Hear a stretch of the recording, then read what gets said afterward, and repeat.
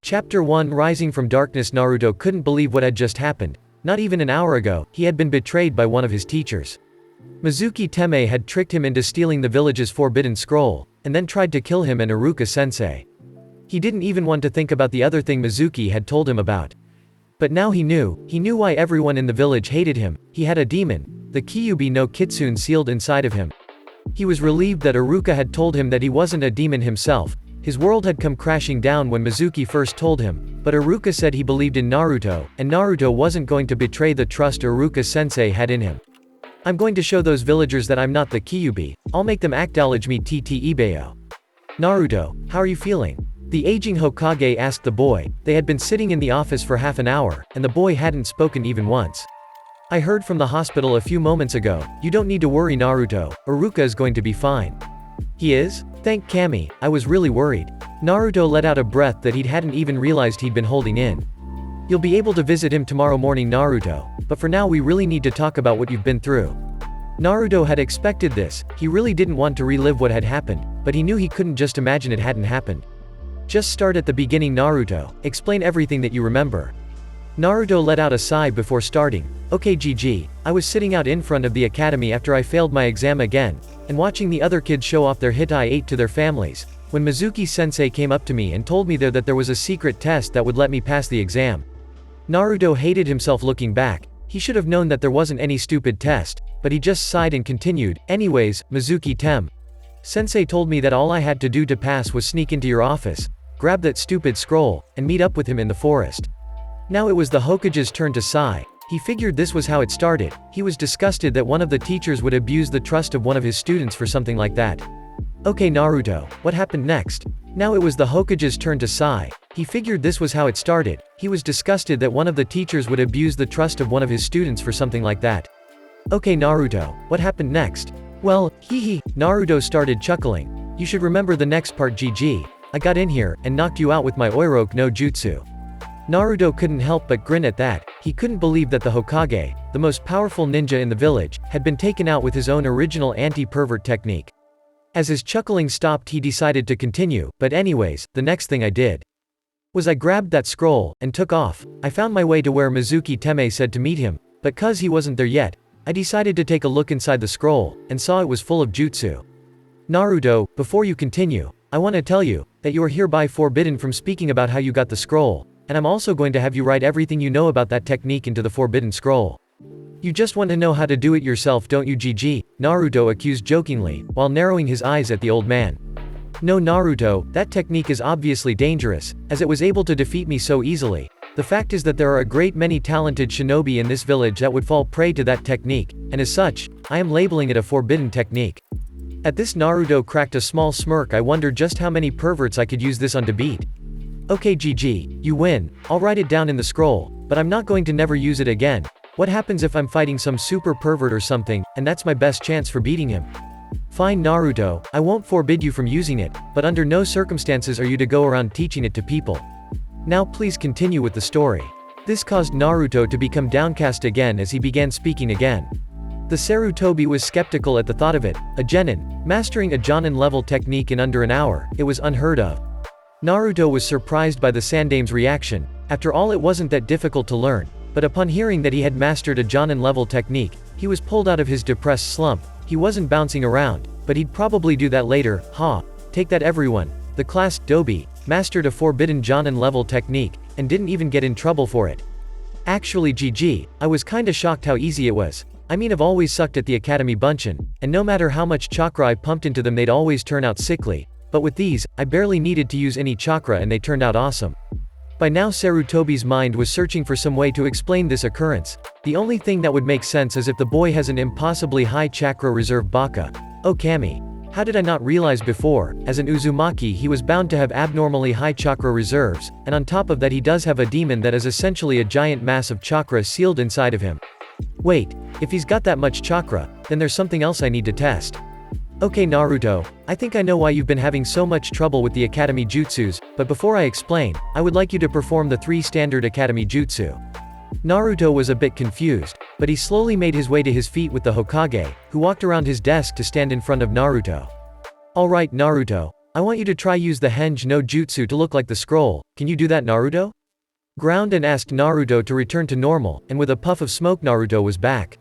It seems like my suspicions may be correct. Okay Naruto, I would now like you to use the Kawarimi no Jutsu to replace yourself with me.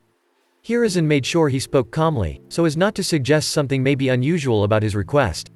Naruto, once again surprised by the odd request, went through the necessary hand signs, Kawarimi no Jutsu. He was once again engulfed in a small puff of smoke, and when the Hokage looked up, he saw Naruto leaning against his desk smiling slightly. Well, that answers that. He was able to switch places with me. The only people able to do that should be the other cages. Very good Naruto, now please, the Bunshin. At this point Naruto began to feel worried. No, why does GG need to see the Bunshin? I've never been able to do that one. Naruto, in a very downcast manner, went through the hand seals, Bunshin no Jutsu. To Naruto's dismay, a pair of sickly looking clones appeared at his feet. Looking thoroughly dejected, he dispelled the clones, and turned to look up at the aging Hokage, surprised to see him with a large smile on his face. Now Naruto, if you would please, show me the cage Bunshin, just show me how many you can make in this room.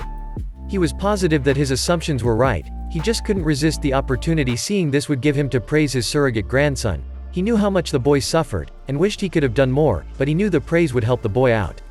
Cage Bunshin no Jutsu. All of a sudden the room was filled with a plume of smoke, and when the smoke cleared, the Hokage couldn't hold the shocked expression off of his face. Surrounding him, literally wall to wall, were Naruto's. He even saw some on top of his shelves, and saw them all squirming for room.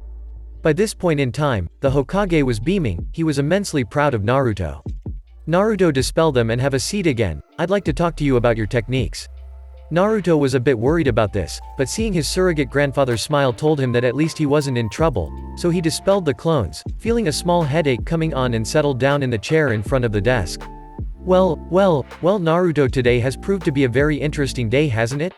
First you steal a forbidden scroll, then you stop a traitor, and now I find you've mastered 3 Jonin level techniques before graduating the academy. If it wasn't for the fact that the graduation exams were over, I'd probably have to make you Rookie of the Year. Sadly, it's too late for that. GG, what do you mean 3 Jonin techniques? 2 of them were just the academy ones. To say Naruto was slightly confused was an understatement, but thankfully, he saw the Hokage was still smiling, and he had a feeling that he'd find out what the Hokage meant.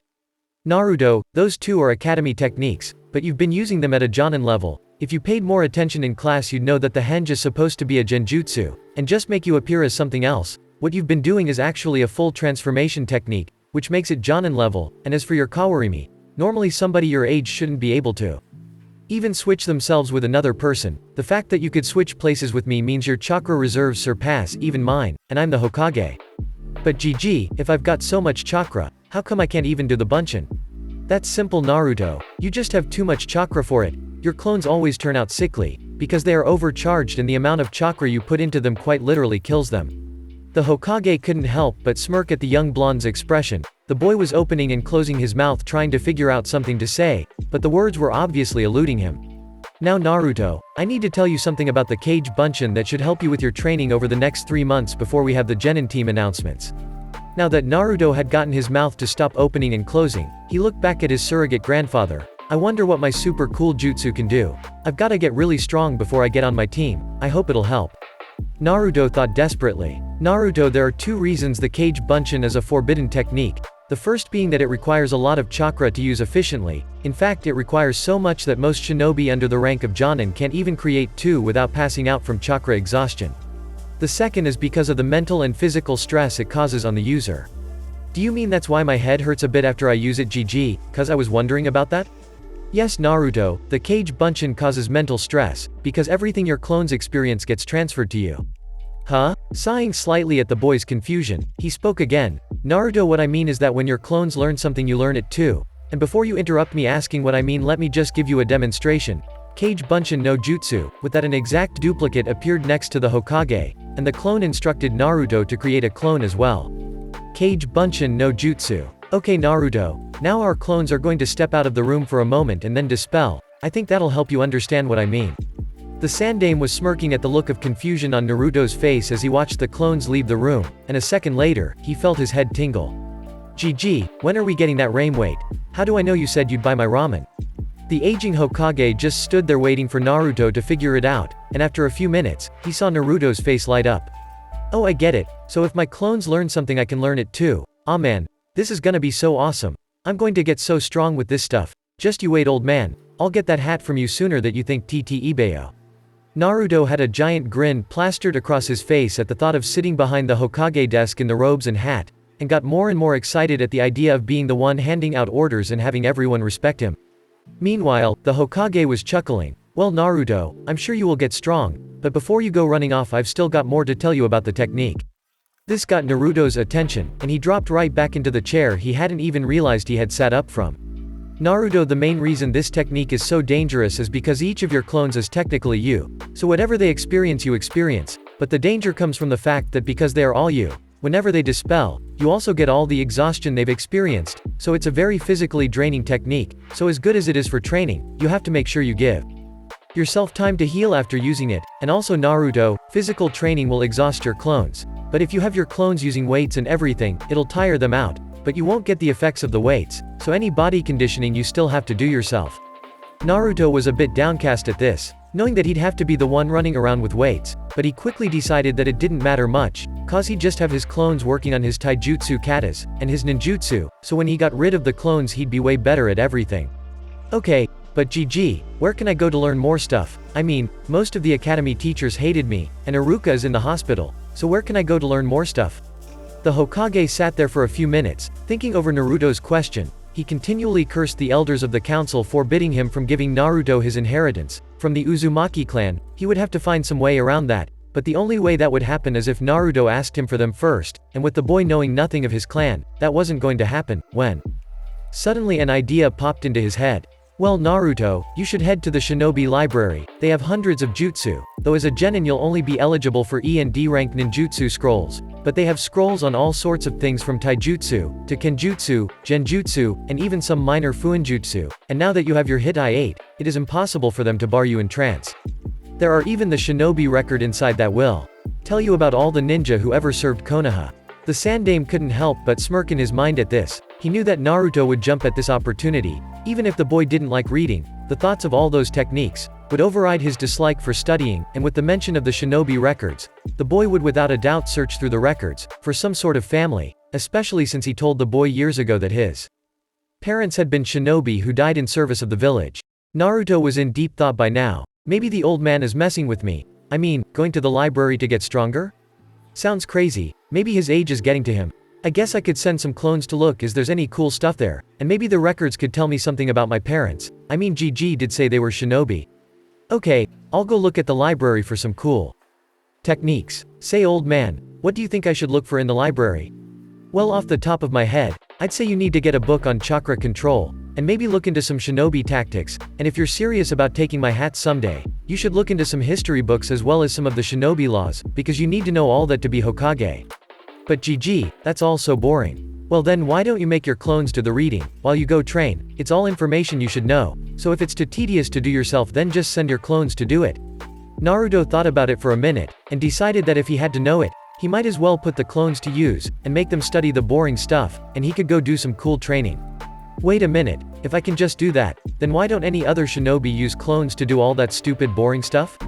Hey GG, if I can use my clones for that, then why don't you just use them to do all that paperwork? That's what I'll do when I'm Hokage. I don't want to be sitting around all day when I can be off showing everyone how badass I am. Ibeyo. The Hokage couldn't believe what he'd just heard. Was this your secret, Minato? How could I have been so blind not to see it? I don't care what his grades say, Minato, Kushina, your boy is a genius. After a few minutes of awkward silence, he got his face under control, and looked up at Naruto in awe. The U-Blonde had just given him the secret to defeat the one great enemy of all the Kages, the secret method of challenging the Kage's bane that only Konoha's Yondaime had ever been able to defeat, paperwork. Naruto, you don't know what you've just done for me. Naruto was confused. The old man was tearing up, with an impossibly happy smile on his face. Naruto, for the service you have just done me, you deserve a gift. Before you get your team assignments, I'm going to take you out equipment shopping, to get you some new shinobi tools and clothes, but for now, get some sleep and tomorrow morning I'll take you to see Iruka, we can grab some ramen, and I'll buy you a set of chakra weights to help out with your training. Chapter 2: A New Day. Naruto was enjoying one of the best nights of sleep he had had in what felt like forever. He was having dreams of how strong he'd become. He saw himself mastering every jutsu, and having the old man tell him that he was the strongest, and as such he should be the one wearing the hat. He even dreamt of Sakura-chan, and how she'd finally realize how awesome he was once he beat that Teme Sasuke. However, his happy dreams weren't going to last, seeing as the Hokage's assistant had just walked into the office where Naruto had spent the night. "What are you doing in here?" Naruto shot off the couch, clutching his ears, and found himself falling face first into the floor. After slowly sitting up, he looked to find the source of the noise, and saw the old man's secretary looking down at him. "Oh, hey Chizuru-san, sorry Gigi said I could sleep here last night, hee.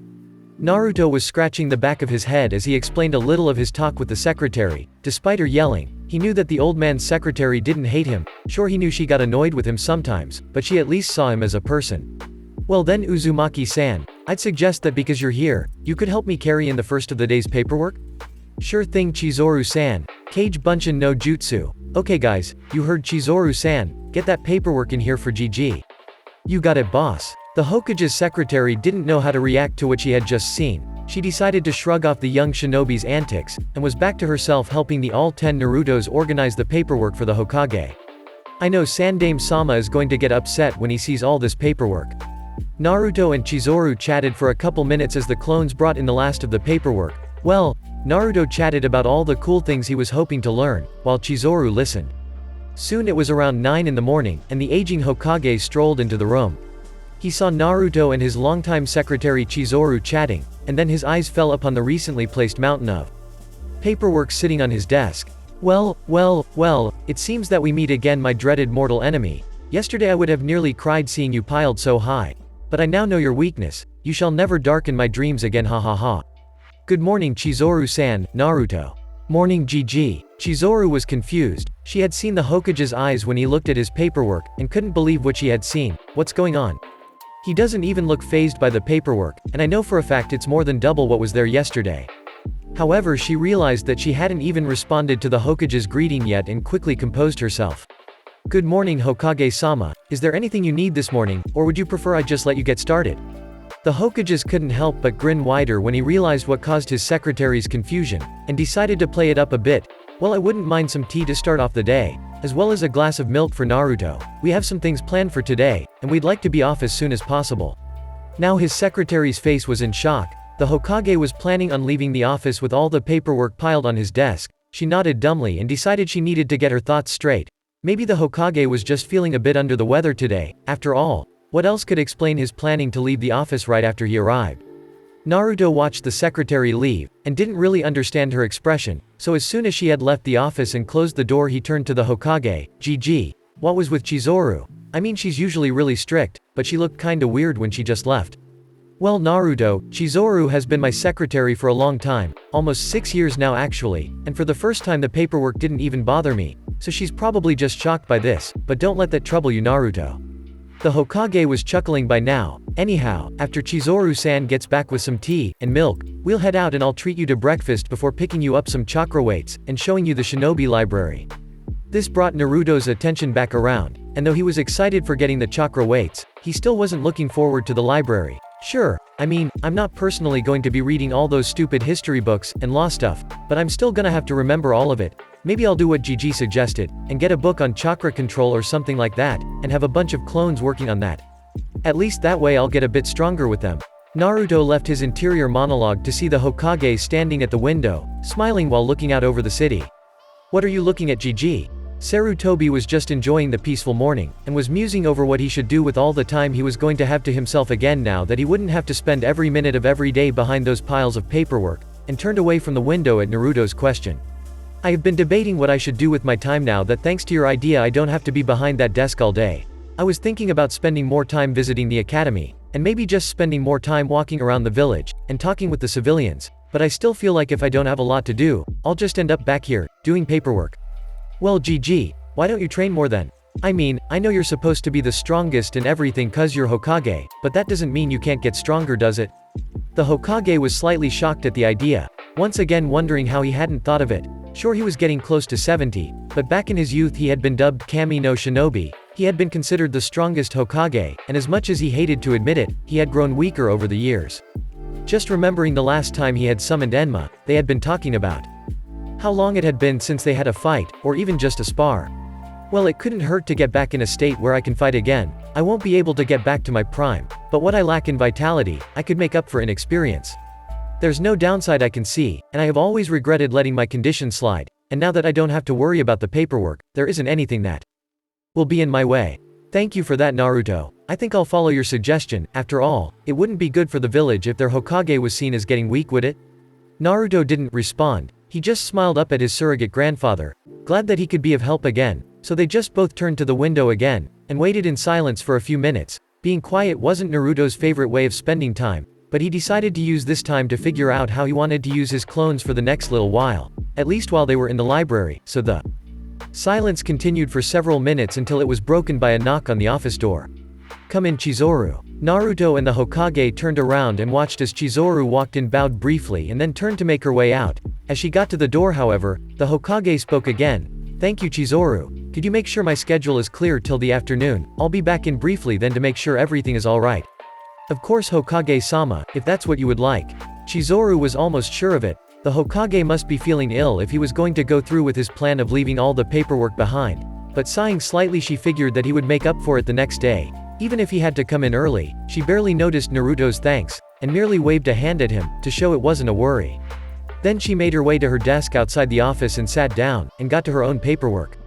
Back inside the office, the elder man and the young boy were enjoying their drinks and discussing where to go for breakfast, because it was rare for them to spend much time together. Naruto, of course being Naruto, suggested Ichiraku ramen, which the Hokage shot down. Naruto, I know how much you love ramen, but you need to eat more healthy foods as well. You won't get all the nutrition you need if you only eat ramen. But GG, ramen is the food of the gods. How can you say I'm not getting everything I need? I'm great, and I've never gotten sick from eating ramen?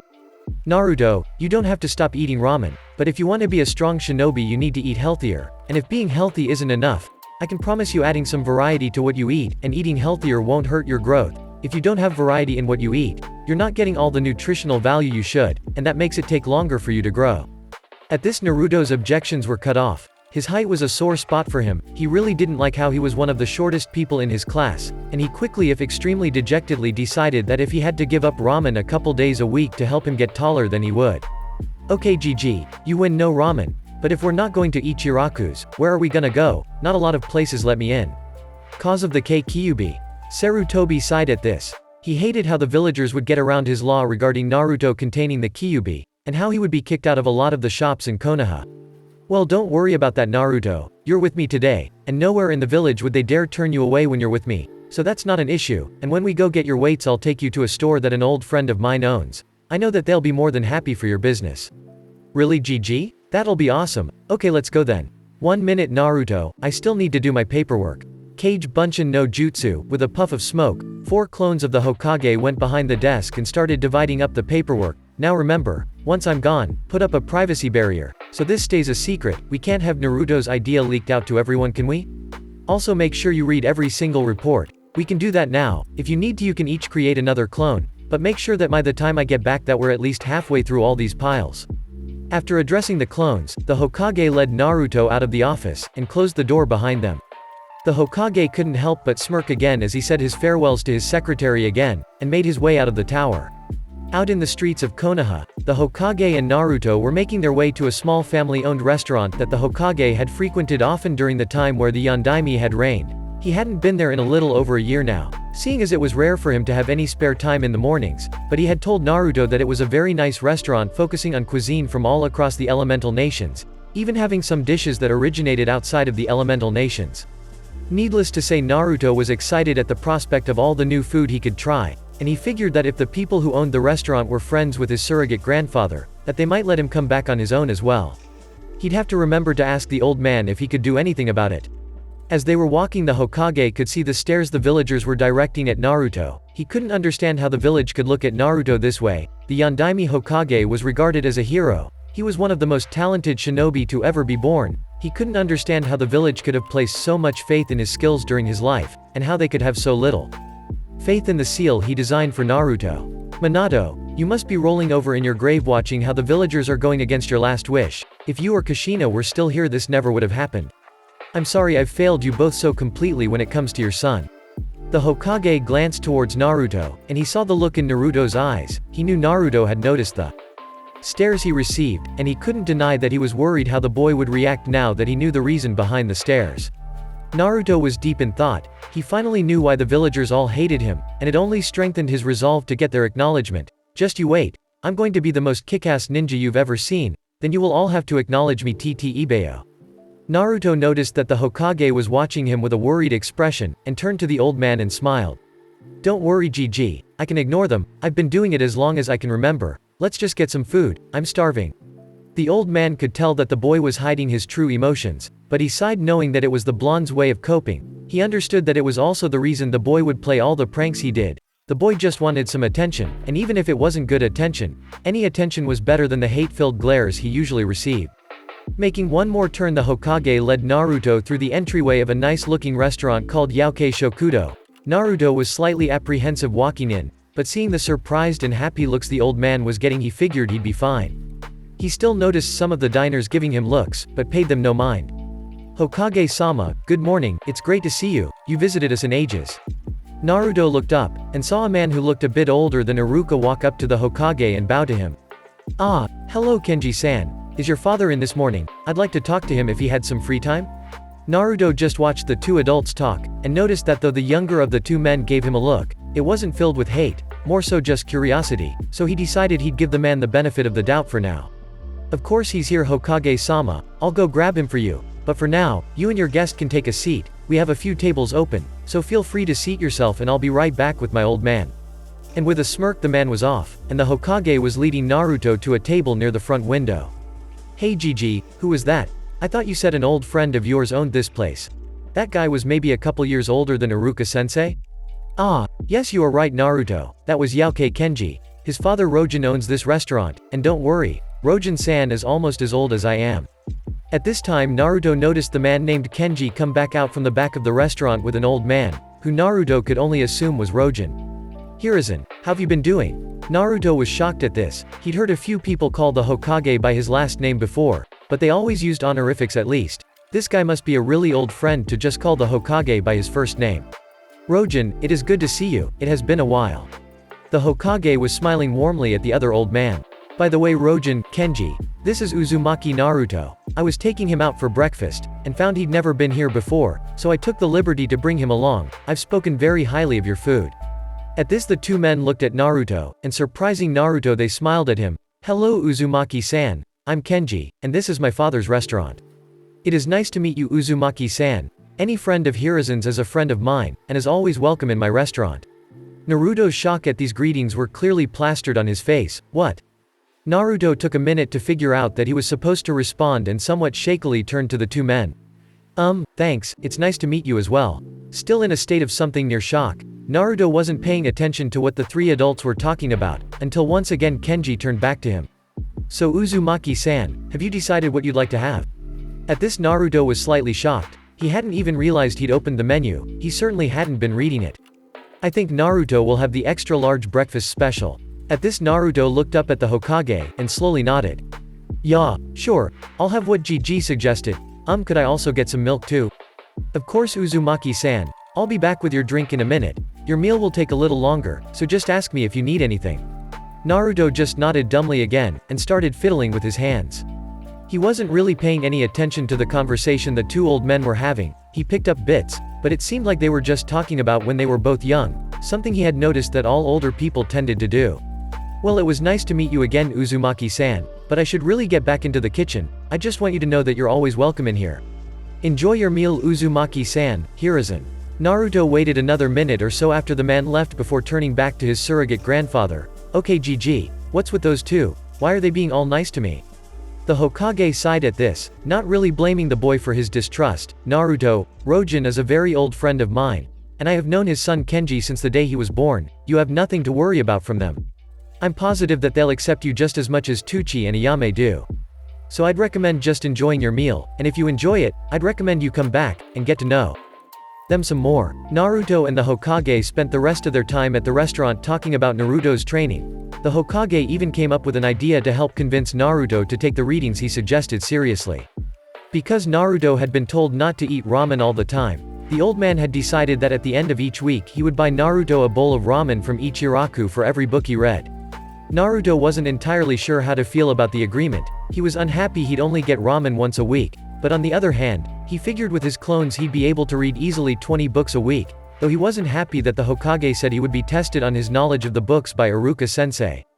But seeing as Naruto had never been one to go back on an agreement, he decided he'd just have to make the most out of it, and he figured it wouldn't be a bad thing to get smarter. After the two finished their meals, which the Hokage insisted on paying for as long as Naruto promised to work hard on his training, they left to visit Iruka in the hospital. All in all, Naruto had been enjoying the day so far. It was nearly noon, they were just getting to the hospital. The Hokage and Naruto made their way to Iruka's room, and after being invited in after knocking, the two made their way inside. Hokage-sama, Naruto, what are you two doing here? Good day, Iruka-san, how are you feeling? Yeah, you okay, Iruka-sensei? I'm fine, Naruto. Hokage-sama, thank you both for your concern.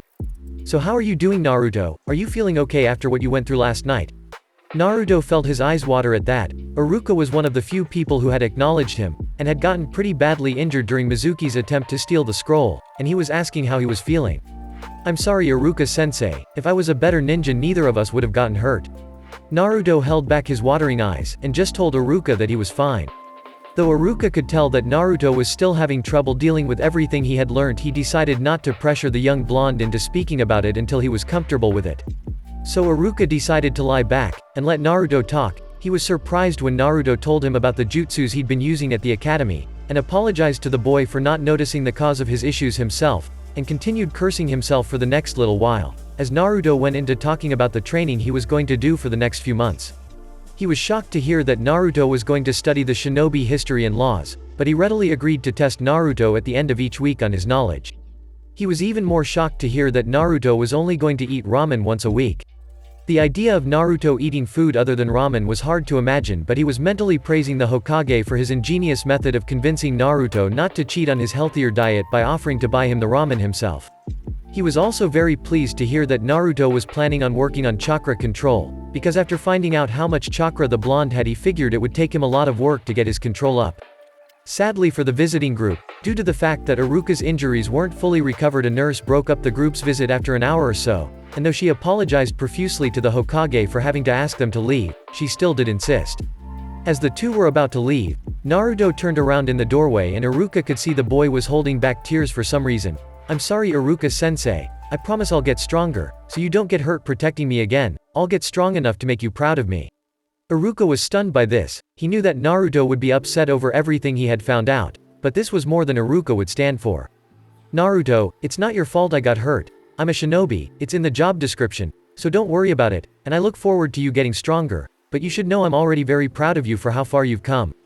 This being more than Naruto wanted to deal with at the moment, prompted him to quickly turn around and exit the room, following after the Hokage. It was now in the early afternoon and Naruto was following as the Hokage led towards the shinobi library. After his discussion with Iruka, he was feeling oddly reflective. Hey Gigi, do you think I can become a great shinobi someday? What do you mean, Naruto? Well, if I was really as awesome of a ninja as I say I am, Iruka-sensei wouldn't have gotten hurt, so I am going to have to get stronger so that I'll be able to protect everybody important to me. So do you think I could ever become a great shinobi like the Yondaime? At this, the Hokage could only think of how proud the young blonde's parents would be of their son. It seems like Naruto is finally taking his ninja career seriously. Minato, Kushina, you would be so proud of how much your son has grown.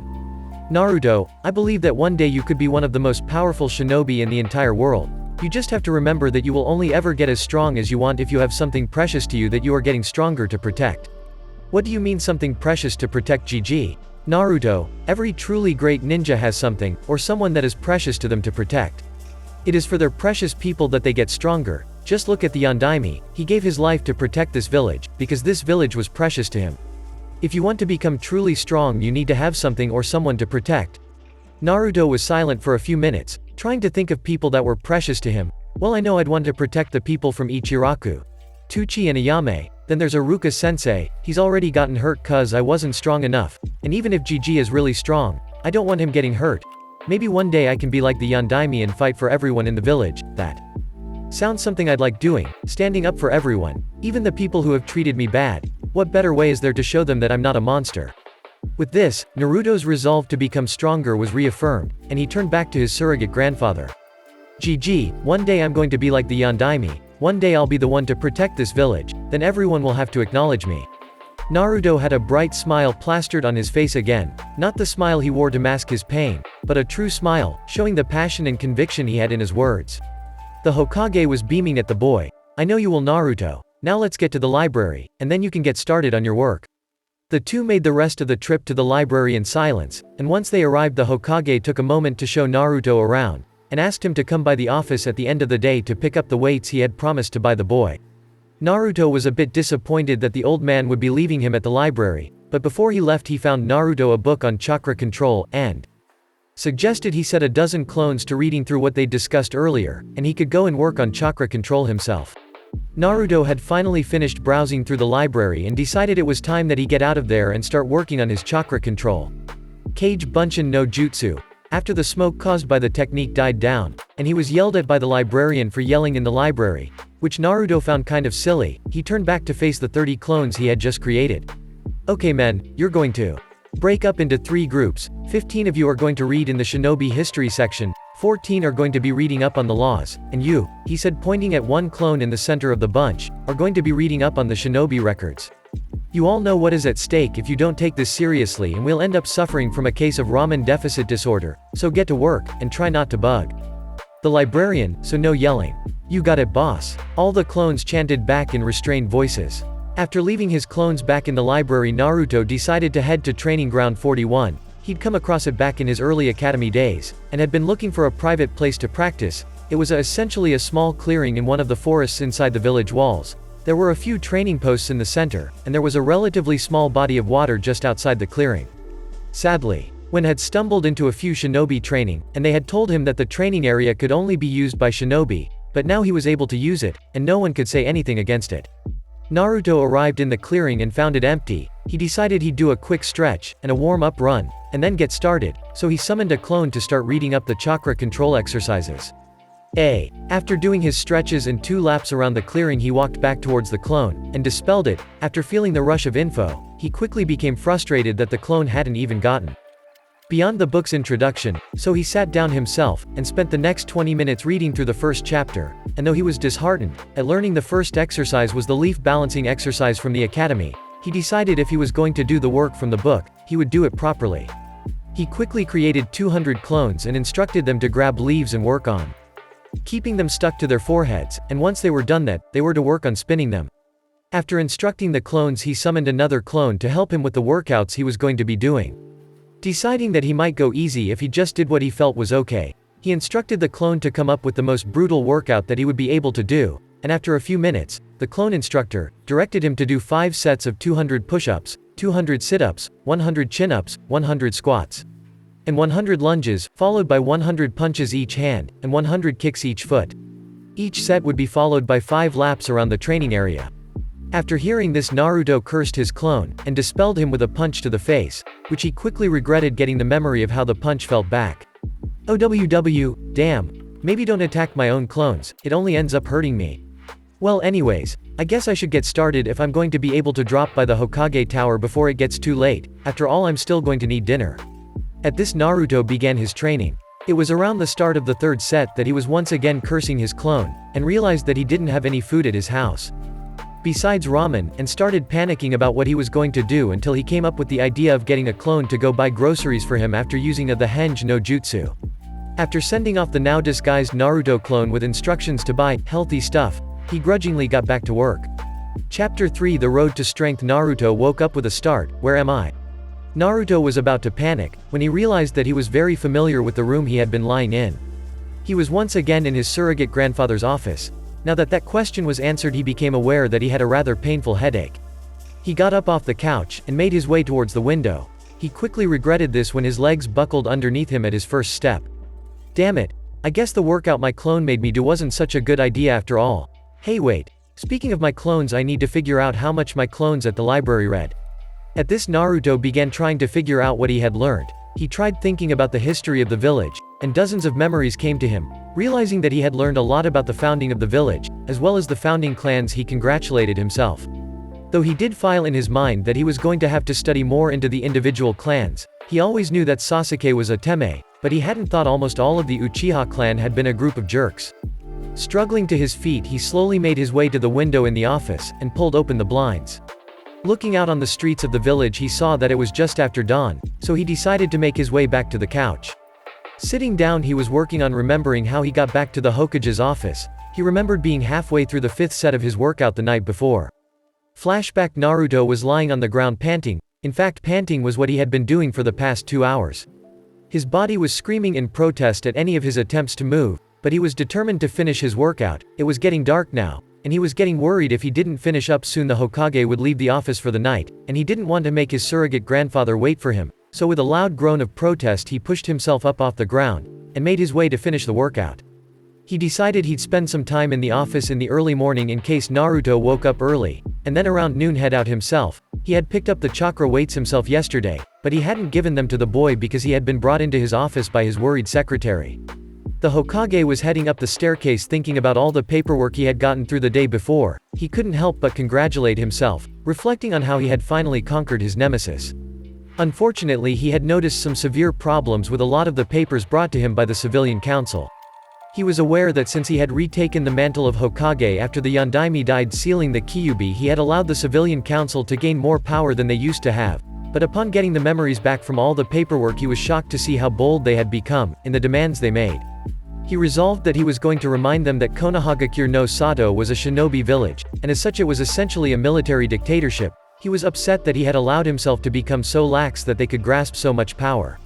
He told himself that he was going to have to look into the financial matters of the village much more carefully to see just how far they had dared go.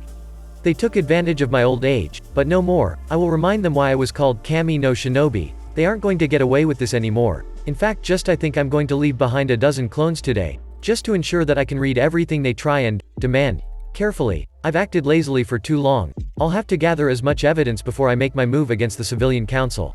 I just hope Danzo doesn't try and get in my way. He greeted Chizuru with a smile, and made his way into his office to see a quietly sleeping Naruto lying on the couch, and a massive pile of paperwork on his desk. The Hokage sighed and took his place behind his desk. He decided he'd sort through the piles before assigning the work to his clones.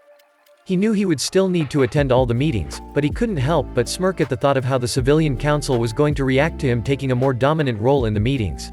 He couldn't even begin to imagine how much they had managed to slip past him in the past 12.5 years, but it wasn't going to be happening anymore. No, he would remind the council why he was the Hokage. However, there was one thing on his mind that he decided he should make a priority: the Uzumaki vault. Kushina had thankfully had the foresight to seal all of the Uzumaki scrolls she had in a storage scroll locked with a blood seal that would only open for Naruto. But the Uzumaki vault was in one of the older banks of the village, and it held all the family's wealth he had forgotten about in the early years of Naruto's life, while he was fending off Danzo's attempts to get a hold of Naruto to make his a weapon. He couldn't believe he had forgotten about them, but he had to make sure that Naruto's inheritance, at least from his mother, was still safe. After spending around half an hour sorting his paperwork, the sleeping blonde on the couch drew his attention. At this point, Naruto was waking up, and as he wiped the sleep away from his eyes, he turned to see the top of his surrogate grandfather's head looking at him from behind a giant pile of paperwork. "Hey Gigi. Why are you doing all that paperwork? Weren't you going to get your Kage Bunshin to do it for you?" "Ah Naruto, you're up. Yes, I'm going to be having my clones do all the paperwork. I just wanted to sort through it while waiting for you to get up." "Oh, that makes sense I guess. So how long was I out?" Naruto was worried he might have been out for a week, and was worried about losing the time from his training. Thankfully he needn't have worried. "You've been asleep since last night. Even I'm slightly shocked by how quickly you've recovered. But then again, I've always believed that your unnaturally high healing rate was caused by the Kyuubi's chakra being present in you." Naruto was slightly shocked to hear that his quick healing was caused by a giant demon, and wasn't slow to mention this. "Are you kidding, old man? Are you saying that the stupid fox is good for something?" "Well Naruto, as sorry as I am to say it, the Kyuubi has done a better job keeping you alive than a good many of the Anbu of this village. At this the Hokage hung his head in shame, thinking back to all of Naruto's hospital visits, because some drunk villagers, or on occasion shinobi, would stumble upon Naruto, and would cause riots trying to get their revenge on the demon. Naruto was thinking back to some of the times he'd ended up in the hospital, and some of the injuries he'd gotten from the mobs that would chase him, and he remembered some of the shinobi that he had read about in the records, and he recalled that some of his wounds had been comparably worse than the wounds that had killed quite a few veteran shinobi. GG, are you saying that if it wasn't for the Kyuubi I'd be dead? The Hokage, who was still staring down at his desk, slowly looked back up into the young blonde's eyes. He's so innocent. If I didn't understand why you used Naruto as the Kyuubi's vessel Minato, I could curse you. Oh, if only you knew by how much the village had betrayed you, Naruto. I'm so sorry I've failed in protecting you. I don't know, Naruto. I would like to say of course not, but only you really know the severity of your injuries. So there is a good chance that without the Kyuubi's chakra healing you, we might not be having this conversation today. Naruto was looking down at the floor, deep in thought. He hated the fox for the pain it had caused him. If it wasn't for the stupid fox, I would probably had a normal life. I might even have had a family, but now that I think about it, I should have been dead a long time ago. Flashback. Die demon. We'll get you for what you did to our families. We'll kill you this time, brat. The 9-year-old Naruto hadn't managed to keep in his scream as the first kunai embedded itself in his back. He was somewhere in the slums of Konoha, and the mob had managed to herd him into an alley and cut off all the exits. He cursed that he hadn't been fast enough to get away from the mob. Seeing that he had no way to get away, he resigned himself to his fate. He knew they wouldn't kill him. He knew the Hokage would have sent some Anbu to keep him safe. He had asked once why the Anbu didn't just stop the mobs when they formed, but the old man just sighed and grumbled about the civilian council meddling. Back to Naruto's current situation though, he was holding back tears. He had one kunai stuck in his right shoulder blade, and another man was advancing on him. He knew what was going to happen, and he knew if he tried to protect himself it would only be worse, so he braced himself for the impact as the man drove a knee into the short boy's chest. Naruto heard his ribs crack as he fell forward, only to be kicked onto his back by another member of the mob. Another one lashed out at him with a knife and slashed it across his chest. He could feel the blood running across his chest. Only a little longer. The Anbu will come and get me out of here. The thought still didn't help as the villagers kept on kicking him, and plunging kunai into him. As he felt his consciousness fading, he was running over why the Anbu hadn't gotten him out yet. They usually don't take this long. Are they going to abandon me too? Naruto was overcome with agony and finding it difficult to breathe, as he noticed what looked like the air shimmering at the alley's entrance. Flashback end. The 9-year-old Naruto hadn't managed to keep in his scream as the first kunai embedded itself in his back. He was somewhere in the slums of Konoha, and the mob had managed to herd him into an alley and cut off all the exits. He cursed that he hadn't been fast enough to get away from the mob. Seeing that he had no way to get away, he resigned himself to his fate. He knew they wouldn't kill him. He knew the Hokage would have sent some Anbu to keep him safe. He had asked once why the Anbu didn't just stop the mobs when they formed, but the old man just sighed and grumbled about the civilian council meddling. Back to Naruto's current situation though, he was holding back tears. He had one kunai stuck in his right shoulder blade, and another man was advancing on him. He knew what was going to happen, and he knew if he tried to protect himself it would only be worse, so he braced himself for the impact as the man drove a knee into the short boy's chest. Naruto heard his ribs crack as he fell forward, only to be kicked onto his back by another member of the mob. Another one lashed out at him with a knife and slashed it across his chest.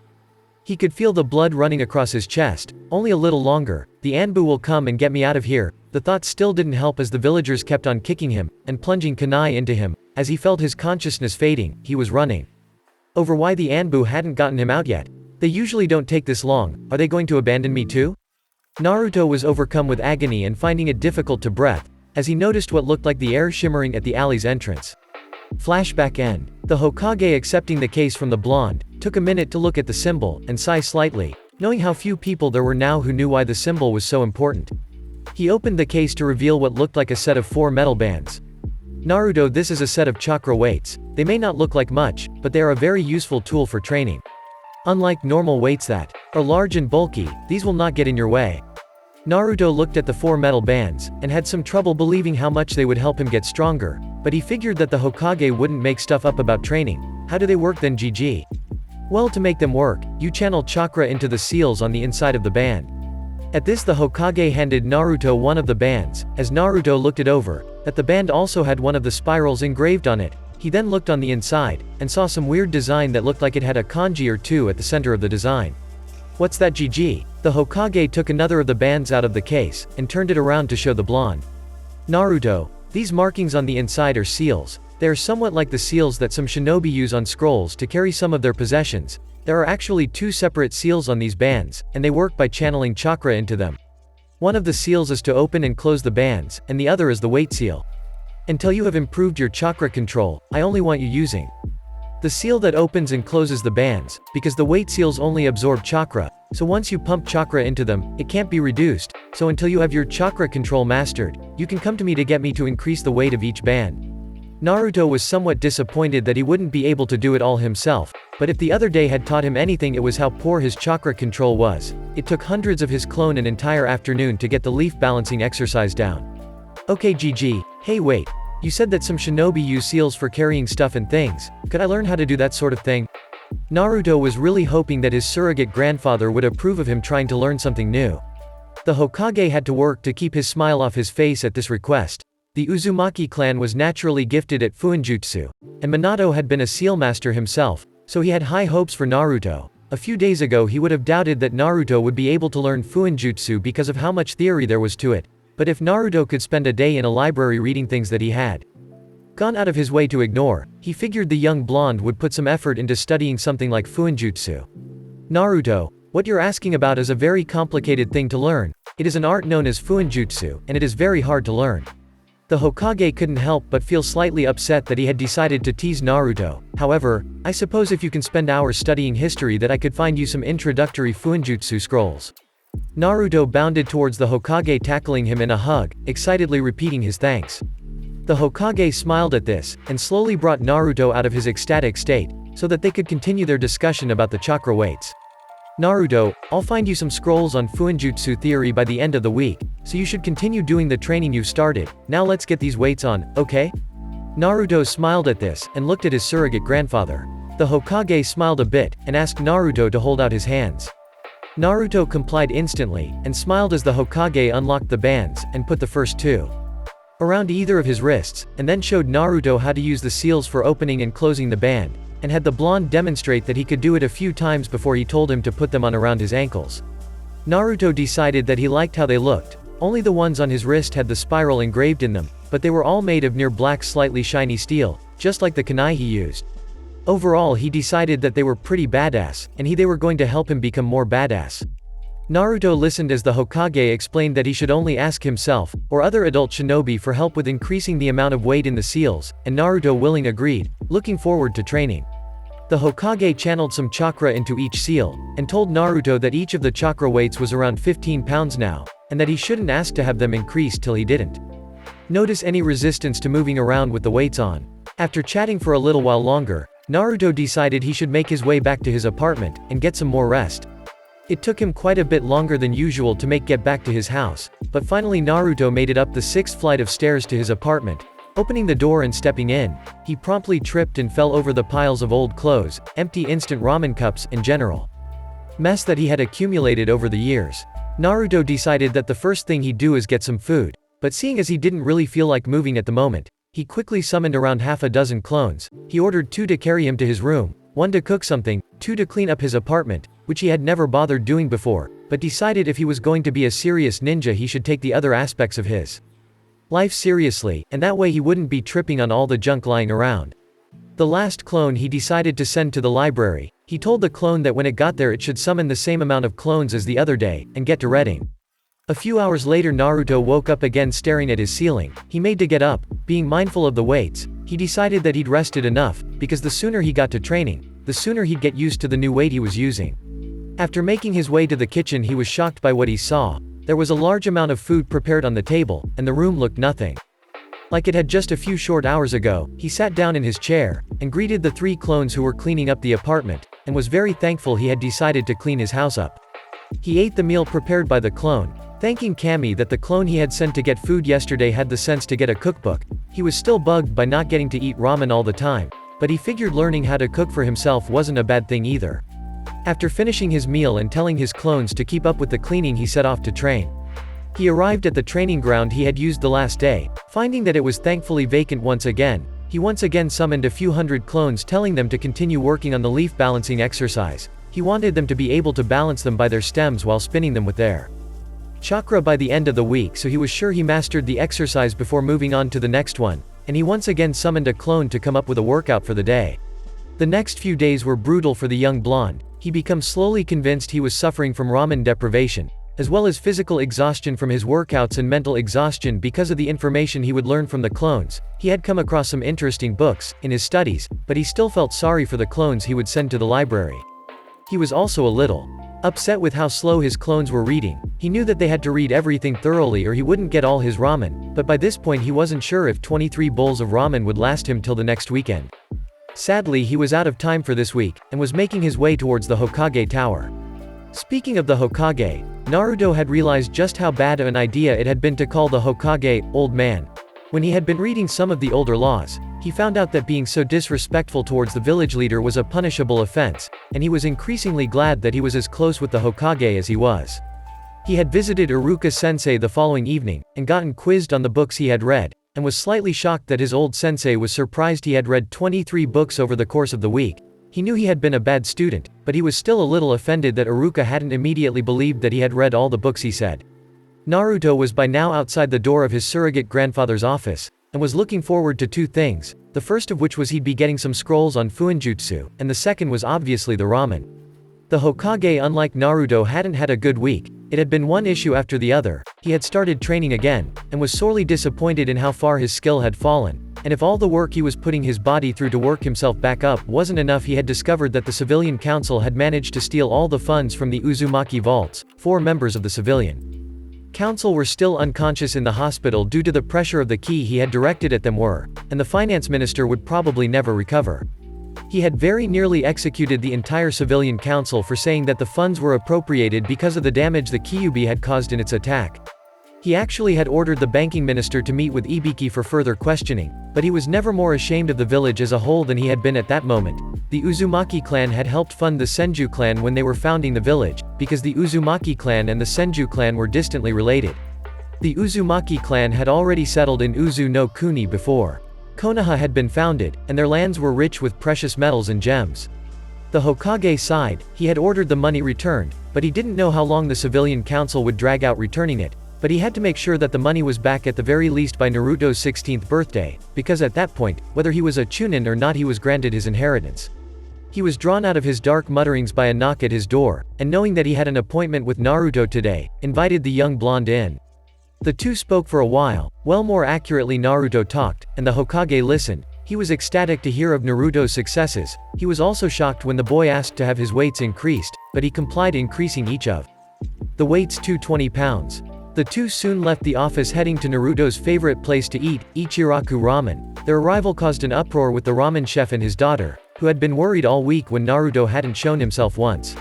The last time they had seen him was the day of his academy exam, and they still hadn't known if he had passed or not. Tucci and Ayame were both very happy when they saw their favorite blonde stroll into their stand. After chatting for a bit, and the expected heart attack scare on Tucci's part upon hearing that his favorite customer wasn't going to be eating his ramen every day, the group discussed what Naruto had been up to the past week. Tucci and Ayame were shocked to hear how much the young blonde was working himself, and were completely shocked upon hearing what Mizuki had tried to do to Naruto. Tucci smiled upon hearing that the Hokage would be buying Naruto ramen weekly though, and he truly believed that using ramen as motivation was a brilliant way to motivate the boy to work on his studies. It also didn't hurt that it meant he would be getting the Hokage himself as a recurring patron, and in Konoha, that meant good things for your business. When Naruto finally placed his order, Tucci couldn't help but hold back a slightly shocked expression. He was accustomed to Naruto being able to down a dozen bowls of ramen if he had needed to go without it for a day or two. But hearing the young boy order 23 assorted bowls, he couldn't believe that the young blonde would be able to finish them. Overall, the visit took a little over an hour. To most, the sight of the young blonde practically inhaling bowl after bowl of ramen was slightly revolting, but a select few watched with an odd fascination, curious as to where all the ramen went. It took till the 20th bowl for Naruto to slow down. He remembered that this would be the only time he would eat ramen for the next 7 days, and decided he would savor the last 3 bowls.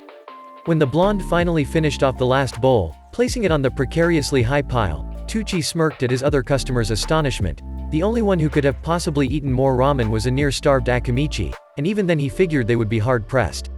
The Hokage departed a short while after Naruto finished eating. He would have loved to spend more time with his surrogate grandson, but he himself had work to do, and even with his clones handling all his old paperwork, he still had meetings to attend, and training to do, so after warning Naruto not to overdo it with his training, he made his way out. Naruto left shortly after that, saying that he'd see Tucci and Ayame next week, nearly bursting into tears of the thought of having to go so long without ramen, and seeing the young boy's distress, Tucci offered Naruto a bowl to take with him, to which shockingly the blonde refused. Chapter 4 Infiltration and the Forgotten.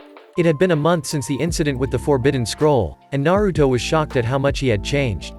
He was faster, smarter, stronger, and even slightly more mature. He looked over the past month with a sense of pride. He had gotten so much stronger than he was before, and he had essentially done it on his own. He had asked for some pointers from his surrogate grandfather, or Iruka-sensei if he needed help with some of his training, but he'd been doing the work himself.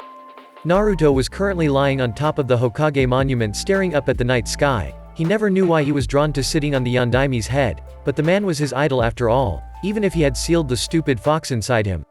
It had been a long day of training for our young blonde, and he was just taking some time to rest. He lifted his arms above his head in a stretch, and smiled at the resistance he felt. He had gone against the Hokage's advice and increased each of his weights by 10 pounds. Yesterday instead of the usual 5, and was proud he wasn't finding it too difficult to get used to the new weight. He had spent the last month reading through all the shinobi history of the village, and he was pleased to say that the Hokage had agreed that anything more he read about their village's history was redundant by this point, seeing as he would only be going over it from different perspectives, so he had instructed Naruto to learn about the history of the other shinobi villages. He had decided he'd read about the villages that were allied with Konoha first, and decided that he'd start reading up on the founding of Sanakagore tomorrow. He had read about a lot of smaller villages in passing, and was looking forward to reading about them too. He had also read in a few of the histories about a village called Uzushiogakure, the village hidden in the whirling tides, apparently. The village had been an ally of Konoha, but had been destroyed in the Second Shinobi War, and was now nothing more than ruins. Naruto was laughing at himself while he was making his way back towards his apartment. He was looking around when he felt someone watching him, and quickly turned to look towards one of the rooftops, and saw an Anbu shift out of sight. "Just you wait, Anbu-san." At this the young blonde had a slightly sinister grin etched across his face. He had initially intended his painting the Hokage monument to be his last big prank that would be forever remembered, but recently he had gotten an idea to work on something. He came up with his idea, and knew that it would be his crowning achievement in the pranking world. If he succeeded pulling it off, he might make enemies of some of the less good-natured Anbu, but he figured pulling off this prank would also show him just how far he had gotten in his stealth training. By this time, the blonde had made it back to his apartment building and walked up to his new apartment. He had told the Hokage about the building being abandoned, and the Hokage just said he didn't want Naruto living there in an empty building.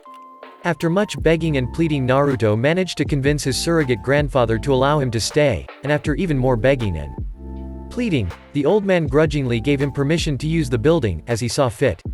Naruto reached his apartment door and walked in. The apartment he had moved into after discovering the building was empty was much nicer space, and Naruto had also managed to convince Iruka to buy him what he needed to start working on Fuenjutsu. After getting the Fuenjutsu scrolls from the Hokage, Naruto had delved into it, and was shocked to find that he had trouble turning away from the scrolls.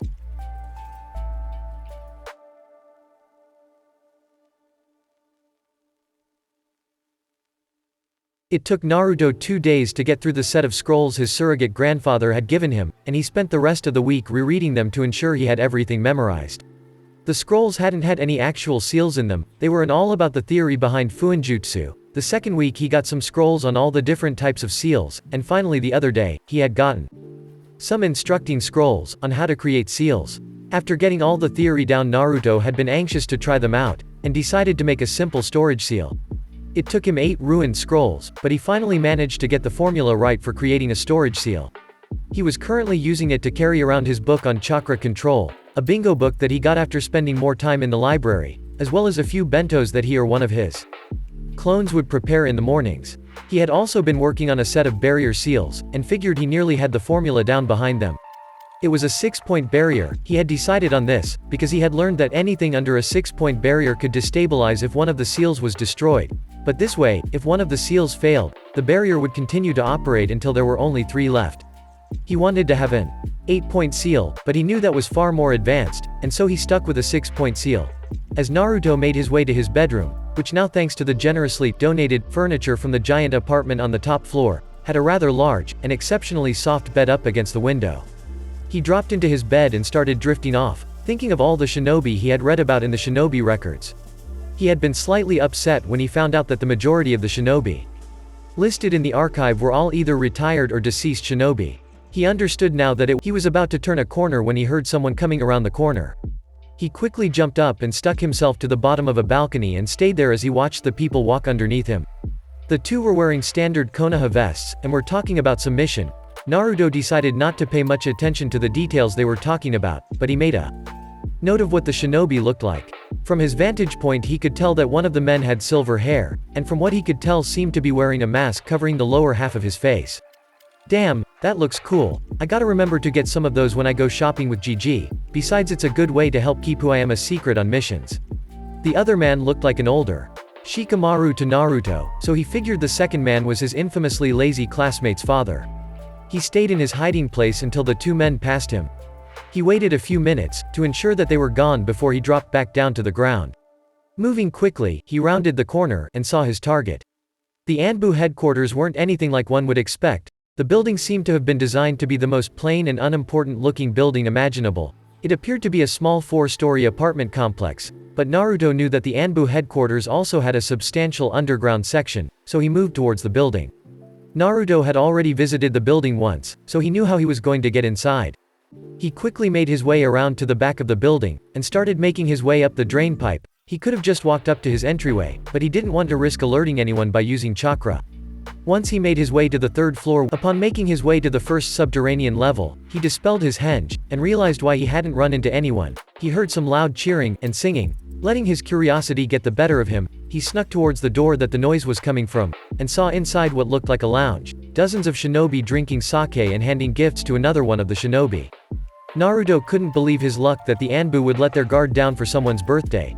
He certainly wasn't going to let this get in the way of his prank. He quickly made his way down the hallway to the equipment room. He pulled out a storage scroll that he had in his pocket, and made quick work, not wanting to waste any more time that was necessary. Hee. I can't wait to see them tomorrow morning. I so gotta hear it when they try to explain this to GG. With that last thought, the young blonde retraced his steps, and made his way out of the building. I can't believe that I got away with that. I mean, wow, those are our elite shinobi, they won't know what hit them. Unable to hold back his laughter, the blonde let out a small chuckle as he launched himself out of the third-floor window. He didn't even mind if someone noticed the chakra he used. He had to get back to his apartment before he woke up the village with his laughter. Little did Naruto know that one person saw his escape, the same silver-haired shinobi from earlier that evening. The man didn't know what the blonde had done, but he had a feeling he should stop by the Hokage's office in the morning. The Sandaime Hokage woke up the following morning feeling anxious. He wasn't sure what caused it, but he knew that today was going to be a long day. Naruto, I hope you don't have anything to do with what's wrong. Oh, how wrong he was.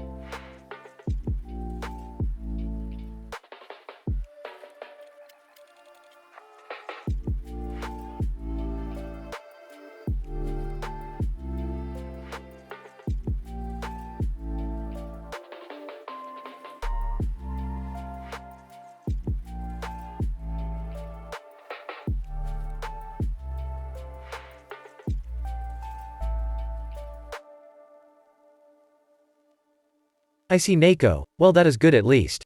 I must ask then, why did you all feel the need to come by, and if nothing is out of place how do you know that your headquarters were even infiltrated? Well Hokage-sama, we sensed a chakra's signature heading away from headquarters, and then there was the other thing. I see, could you identify the chakra signature? Possibly Hokage-sama, but it could take a while, it was only detected for a brief moment. I see, and how brief of a moment is that? 1 second Hokage-sama. The Hokage was curious now, who could possibly have gotten into the Anbu headquarters, and managed to go completely undetected. It was an issue, but he was still rather curious as to the cloaks, so he decided to change his line of questioning. Well then Neko, you and your men will just have to continue looking into this issue. Now would you kindly explain why you are all concealing your uniforms? At this all the Anbu tensed, and then what they did surprised the Hokage. After all, it wasn't every day that the village's elite ninja would shuffle around, fiddling with their hands, and look everywhere but at the Hokage.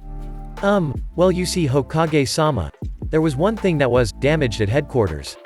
The Hokage could tell that they were stalling and trying to get around his question, so he decided to just circumvent their evasions. Anbu, I order you to remove your cloaks. The Anbu looked towards each other. If it weren't for the fact that their faces were covered, the Sandaime would swear that they all looked horrified at the idea, but after receiving another stern glare from the Hokage, they knew that they couldn't stall any longer. The Hokage watched with interest as the Anbu started undoing the fastenings along the cloak. He was slightly surprised when he saw that they were closed all the way from the neck to where they brushed the ground. He grew more and more curious until the Anbu realized that they had no other method for stalling and they all dropped their cloaks. The Hokage looked at his Anbu dumbly for a moment and didn't say anything, and then burst out laughing at the sight before him. Before him stood 4 of his elite shinobi.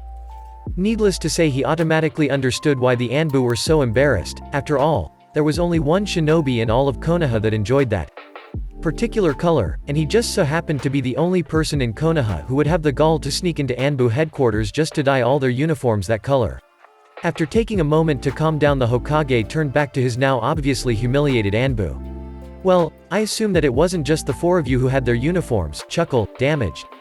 "No, Hokage-sama, there was not a single uniform left in headquarters that wasn't damaged." At this point, all 5 people standing in the office heard what sounded like a snort of laughter, and saw a book tumble off the shelf and land on the floor. If this wasn't enough of a confusing occurrence, the fact that the book exploded in a puff of smoke to reveal a certain young blonde who was notoriously famous for his pranks laughing so hard that he was wheezing and pointing at the Anbu. Realizing his cover was blown, and taking advantage of the momentary shock on everyone in the room's face, the blonde made a hand sign, and seemingly puffed out of existence. After a moment of shock and profuse embarrassment on the Anbu's part, the Hokage turned and spoke again. "Well, Neko, it would seem that our culprit has revealed himself. If you wouldn't mind, would you please have him retrieved and brought to my office?" This seemed to get the Anbu's attention. Each of them was mentally smacking themselves on the back of their heads for not figuring out who it was that had done this, but then they quickly came to realize a horrifying fact. "Hokage-sama, would it be possible for us to head out in standard issue Chunin and Jonin attire, as opposed to this?" Neko asked this hopefully. If it was required, they would even all pay for the temporary uniforms, but anything was better than what they were wearing.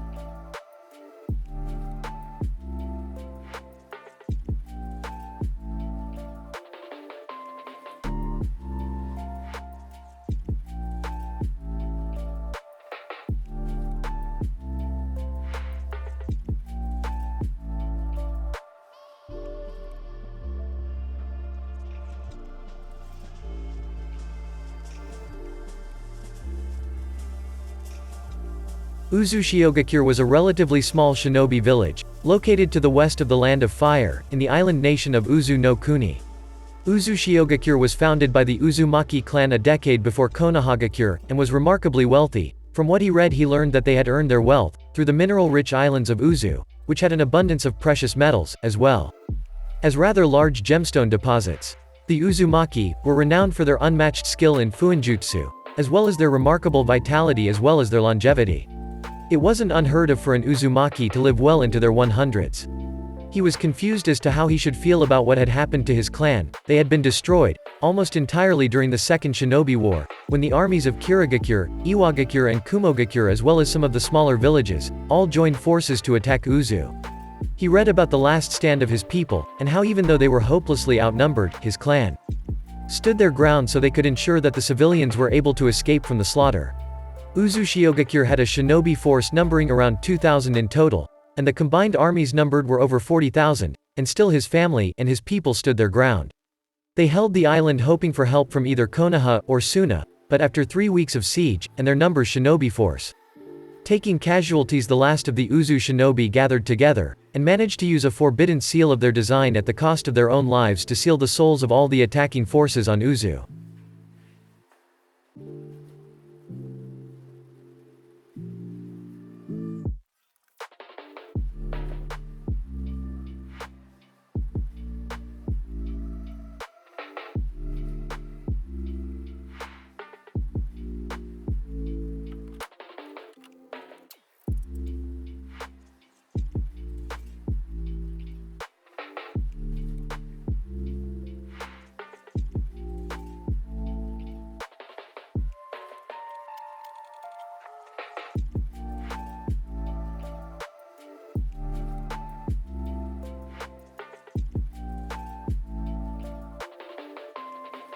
He had spent the last 2 days training himself harder than ever with the knowledge that he could be the last of his clan, and as such he had to make sure that his ancestors would be proud of him. Naruto had always wondered about his past, and about who his parents were, but he had never bothered looking through the shinobi records for information on them. He was an orphan, and for all he knew, Uzumaki might have just been a name randomly given to him, but after reading all he had on clan laws, he knew it was a punishable offense to take a clan name if you were either born into the clan or adopted into it. And seeing that he wasn't adopted, it meant at least one of his parents was an Uzumaki. Naruto had made a point of ignoring the shinobi records for the past 2 days in fear of what he might find. He had always wanted to know who his parents were, but now that he knew that he might be able to find who they were, he was worried about what they would think of him. He was worried he might not be able to live up to their legacies. The next morning, Naruto awoke from dreams of his clan's last stand. He looked up at his jacket hanging in his closet, and sated at the spiral he had always worn on his sleeve. He couldn't quite remember when he got it, but he knew it had been on one of his birthdays. He couldn't help but be upset with the village for wearing his clan symbol, and so easily forget all his clan had stood for. The spiral that was on the back of all Konoha flak jackets was the symbol of the Uzumaki clan. When Konoha had been founded, the head of the Uzumaki clan had allowed the village to wear their symbol as a sign of trust and friendship between their villages.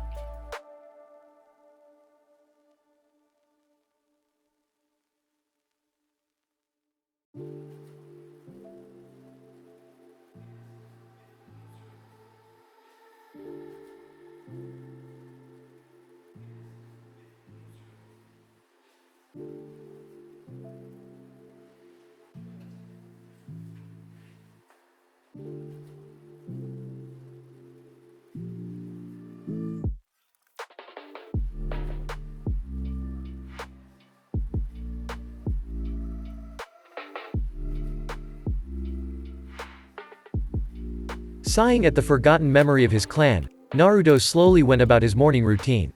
I can't keep putting it off anymore. I need to know who they were. As Naruto left his house, he began making his way towards the library. He would have stopped by the Hokage's office earlier, but he couldn't help but feel betrayed that his surrogate grandfather never told him about his clan. He decided that, if he couldn't find his parents in the shinobi record, he'd talk to the Hokage, but he decided that he couldn't have just some clone looking for his family. He decided that he needed to find out for himself. He made his way into the library, greeting the receptionist, and barely receiving any hostility from her. He had been coming here for the past 2.5 months after all, so he wasn't an entirely unwelcome sight. He learned that the head librarian didn't care who he was as long as he treated the books he read with respect, and he kept quiet. Making his way up a few staircases, he headed to where the records were kept. He was still apprehensive about what he might find, but he decided he couldn't let his worry get in his way. He quickly scanned through the records, finding the clan section. He hadn't bothered looking through clans, because he didn't know he had belonged to one. Scrolling through, he saw a lot of names he recognized as the names of his classmates, as well as some he wasn't too familiar with. He saw the Aburame, the Akamichi, the Hataki, the Hyuga, the Inazaka, the Kurama, the Nara, the Sarutobi, the Senju, the Shimura, the Uchiha and the Yamanaka clan. He was instantly disheartened that his clan wasn't even listed here, but he decided that because they weren't officially a clan of Konoha, maybe they would just be in the main record.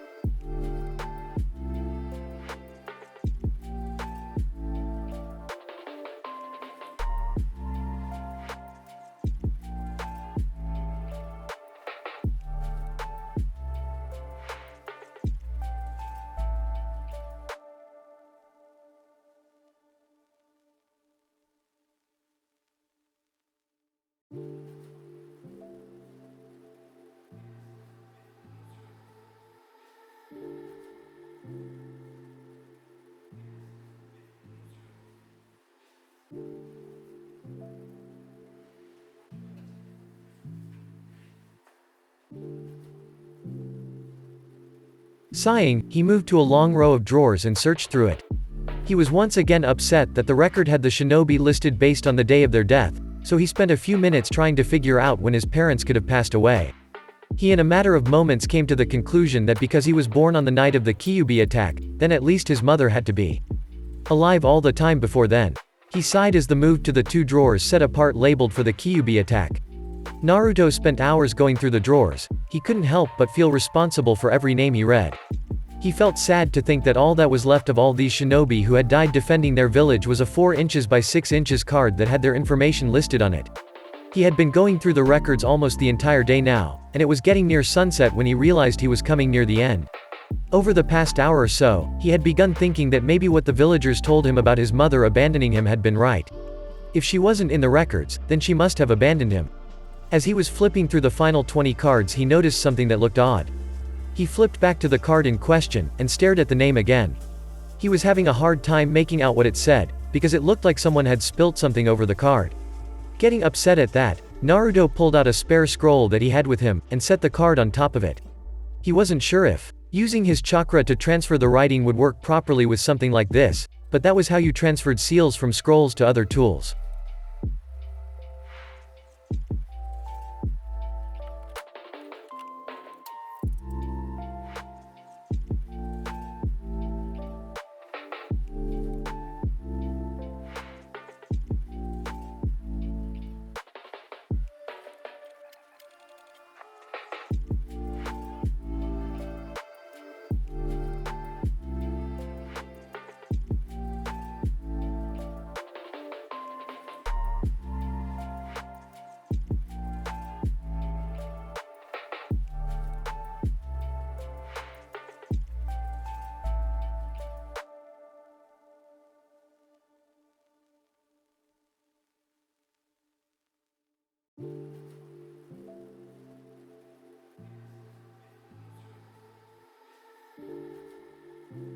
Chapter 5: The Demon Inside. The Sandaime Hokage looked across his office at the panting figure of Hitaki Kakashi, and could barely form a coherent sentence. He had been waiting for several hours for Kakashi to return with Naruto, and had come up with several explanations as to why they were taking a while, but he had never imagined it was because of something like this. His only hope was that he had misheard the masked shinobi standing in front of him. "Kakashi, what do you mean Naruto is gone?" Kakashi took a moment to take a few deep breaths before looking at the Hokage. "Hokage-sama, as instructed, I went off to locate Naruto, and return him here. I visited the training ground he has been using for the past 10 weeks, and he was not there. I then visited the ramen stand he frequents, and he was not there.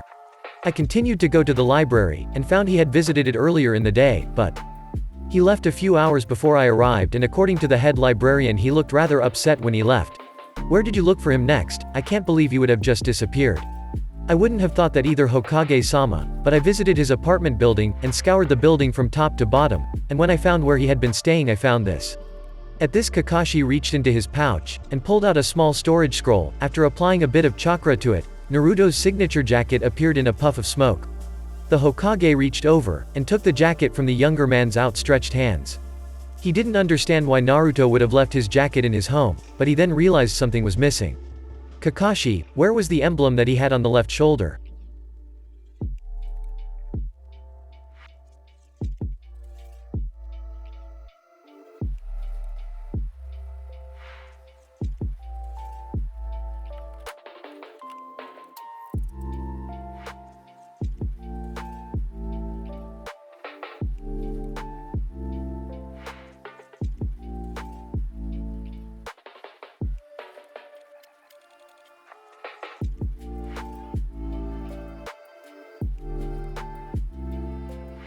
Kakashi looked surprised at this, and examined the jacket again.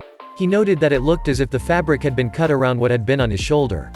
"I don't know, Hokage-sama, but after finding this in his apartment, as well as the fact that his apartment looked like someone had packed up in a hurry, I immediately started scouring the village. I checked every place he's been known to spend time, and couldn't find him. I spoke to his old sensei from the academy, and now the man is off scouring the village himself." Kakashi took a moment to catch his breath before continuing. "I also stumbled upon the young Hyuga heiress near the village's main gate. She was crying her eyes out, and when I tried to figure out what she was saying, she just kept muttering that he was gone. From what I managed to get out of her, she had seen him arrive at his apartment looking rather upset, before making his way to the village walls. She said she tried to follow him, and he disappeared into a crowd, then she couldn't find him again. I only noticed her, because the shinobi on gate duty was a member of the Hyuga branch family, and he had been trying to calm her down." The Hokage sighed at this. He had never expected that Naruto would leave the village. The boy had been reading up on the village laws. He had to know what could happen to him as a shinobi leaving his village without authorization. The Hokage realized that he had only one choice. "Find him, Kakashi. You have to find him. The village has wronged him so much, and though I don't understand what made him finally run, Kami knows that he must have his reasons, but you need to find him, and you need to bring him back here."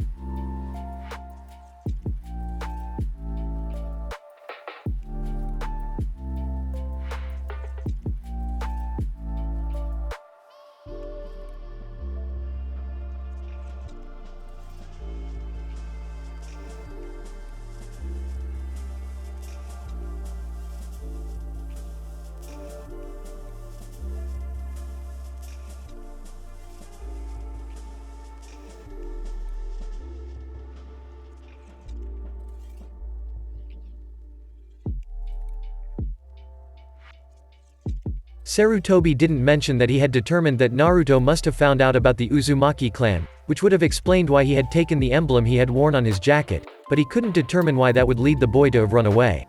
The shinobi in front of him nodded, and started going through hand signs. Kachiyose no Jutsu. At this, a group of 8 dogs appeared out of a cloud of smoke. The smallest one walked up to Kakashi. "Hey Kakashi. Why did you need to summon us all now? I was just about to step in the..."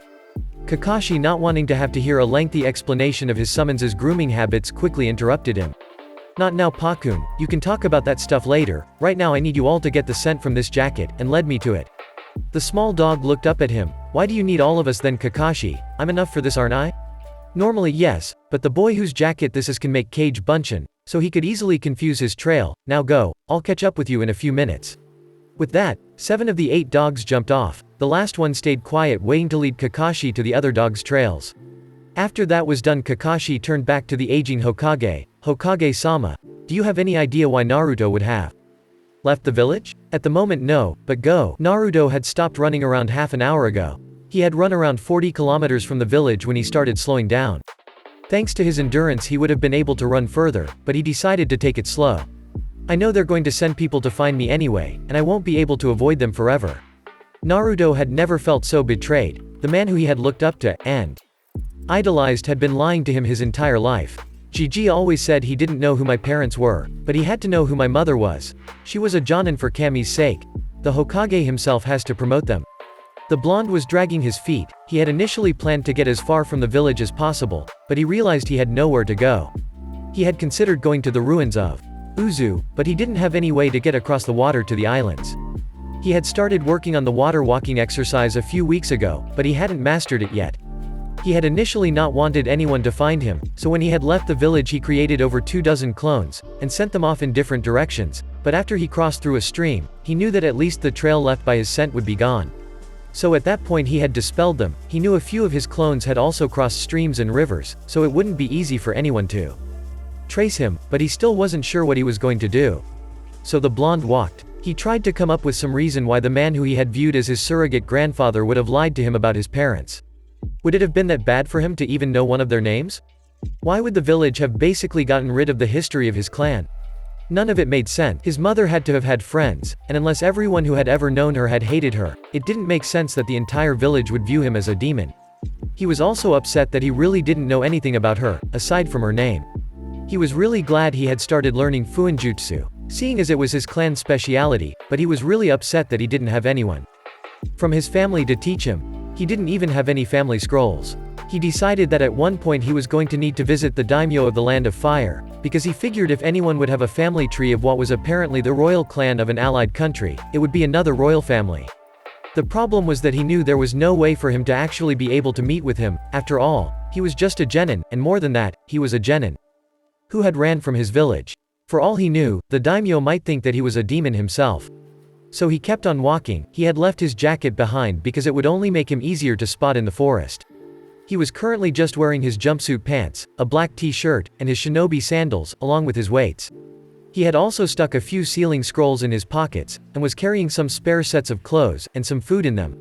He kept on walking till and noticed how dark it was getting. He figured that even if he wanted to go farther today, he shouldn't travel at night, because he didn't want to run into any bandits. He figured he'd be able to handle them, but he still didn't want to risk it.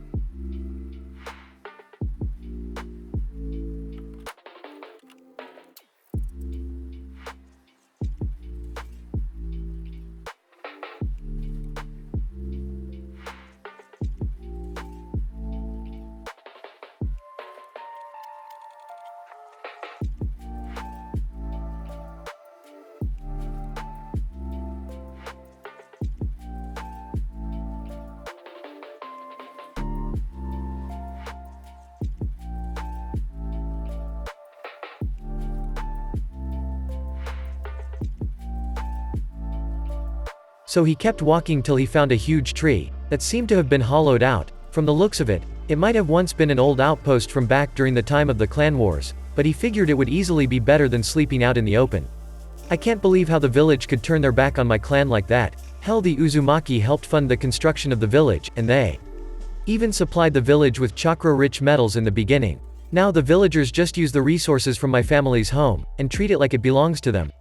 Muttering to himself, he searched through the hollowed-out tree. He unsealed his sleeping bag from one of his scrolls and lay down. He was about to go to sleep when he noticed that he hadn't increased his weights that week. He remembered that the Hokage had warned him against upping his weights himself, because they responded to how much chakra he put into them, but he decided that he wasn't planning on talking to the old man for a while, so he figured he'd just do it himself. He didn't want to overdo it though, so he tried pumping as little chakra as he could into them. He was fortunate in the sense that all his limbs were already against the ground, which resulted in his not knowing exactly how much weight he had added. He slowly drifted off into a deep sleep, feeling angry and betrayed by the one person who he had thought he could always trust. Somewhere else in the forest surrounding Konoha.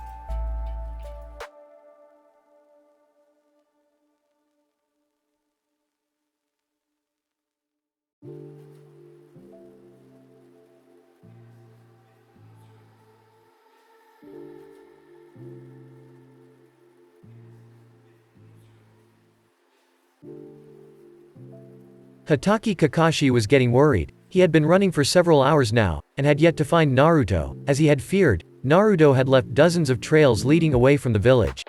He had followed one with one of his dogs for almost 30 kilometers, when it suddenly disappeared. He was disgruntled at this, but he knew he wasn't known for his luck though, so he hadn't really expected anything different. He sadly didn't have any choice but head towards the next trail. Thankfully for him though, he did have his summons, who were also scouring the trails. He searched far into the night, not stopping and not slowing. He was getting exhausted. He was still faced with several problems though. It was getting close to sunrise by the time he had narrowed down his search. There were a total of 5 paths that hadn't completely and inexplicably disappeared. The problem was that each of these trails died off because Naruto or his clones passed through a source of water, thus ending their trail. Which made it far more difficult to track, because it meant they would have to rely on visual signs, and seeing as the one they were searching for was a ninja, using clones that may or may not have disappeared made this a terribly unfavorable gamble. Minato-sensei, Kushina-san, I'm sorry. I should have been there for your son more. I should have helped him, and now it might be too late. Kakashi quickly reached into his pouch and grabbed a soldier pill. He couldn't risk running short of chakra, and he would be using more than was safe with what he was going to do next. Kage Bunshin no Jutsu, 4 clones appeared next to Kakashi, and they each set off down one of in the direction of the blonde's trails. He just hoped he found the boy soon. The next morning with Naruto. Naruto woke up slowly. He had had a dream where he was walking down what had appeared to be a sewer. He was feeling a bit chilly, and subconsciously reached for his jacket. Damn, I forgot. I left my jacket back in the village. Darn. Whatever, it was the Hokage got it for me anyways. I don't need it. Naruto couldn't help but get angry at the thought of the man who he had viewed as his surrogate grandfather. He figured that there would be people out after him by this point. After all, Konoha can't lose its only demon. Naruto had read about Jinchuriki in one of the books he had picked up out of interest in the restricted section of the library. He had learned that he wasn't the only one to ever have had some demon or other sealed inside of him. He was rather upset when he read that most of the time Jinchuriki were just treated as weapons, but then again, he figured at least if he had been treated like that he could have had someone to teach him properly? Naruto sat up, and quickly discovered that he couldn't lift his arms. What the heck? Why can't I? Damn it. How much did I increase my weights by? This sucks. Naruto spent the next half hour working on lifting his arms. It took him a while, but he eventually remembered one of the lessons he had read about in his chakra control book about channeling chakra through his limbs to strengthen them. It took him a while to get the levels down, but he finally managed to stand up. Even after using chakra, I can still feel how heavy they are. I'm not going to be moving fast. He figured it wouldn't matter much, because he would probably end up being caught within a day, but he was a bit upset that he wasn't going to be able to make it more difficult for whoever the Hokage had sent after him.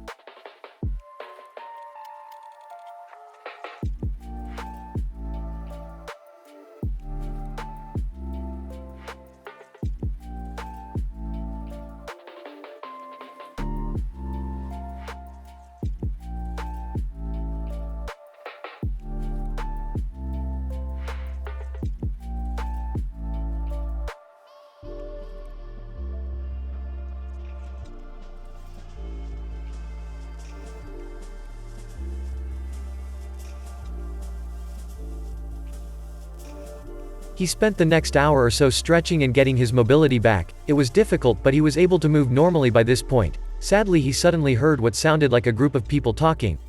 He moved towards the opening in the tree and peered outside. As soon as his eyes became accustomed to the light, he became worried by what he saw. Outside of the tree, and heading directly towards where he was hiding, were a group of 6 men. The men weren't shinobi though, and they definitely weren't from Konoha. He was debating being pleased that the shinobi hadn't found him yet. Sadly, that was when one of the men in the group spotted him. "Hey you, what do you think you're doing in our hideout?" As soon as the man spoke, his companions became aware of Naruto and started drawing their weapons. "What the hell? Why do I have the worst luck? Are you kidding me, Kami? What did I ever do to you?" Sadly for the blonde, the bandits took his silence as reason to start advancing on him. They weren't moving quickly, but they had begun to spread out, so that he couldn't get away. "Sorry kid, but we can't have you telling anyone else where we have been hiding out. It's the end of the line for you." The men were developing sadistic smiles as they saw the blonde freeze up. They weren't the sort of people who cared who they hurt. As far as they cared, the boy just happened to have bad enough luck to run into them. Back with Naruto though, he was shocked, he was frozen, he saw them coming towards him, and talking about killing him. It was like he wasn't anything more than a piece of junk.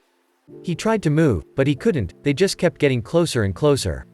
In his mind, Naruto was running through all the times he had been attacked. He had nearly been killed a few times, but someone had always shown up at the end and saved him. He knew that the Hokage wouldn't have let him die, even if he had done a terrible job keeping him safe, but there was no one who would help him this time. He was far from the only home he had. Every fiber of his being was screaming at his body to move, but he just watched as they got closer. By now they were less than 10 meters from him, and they all had their weapons drawn. "Ah, is the little baby sacred?"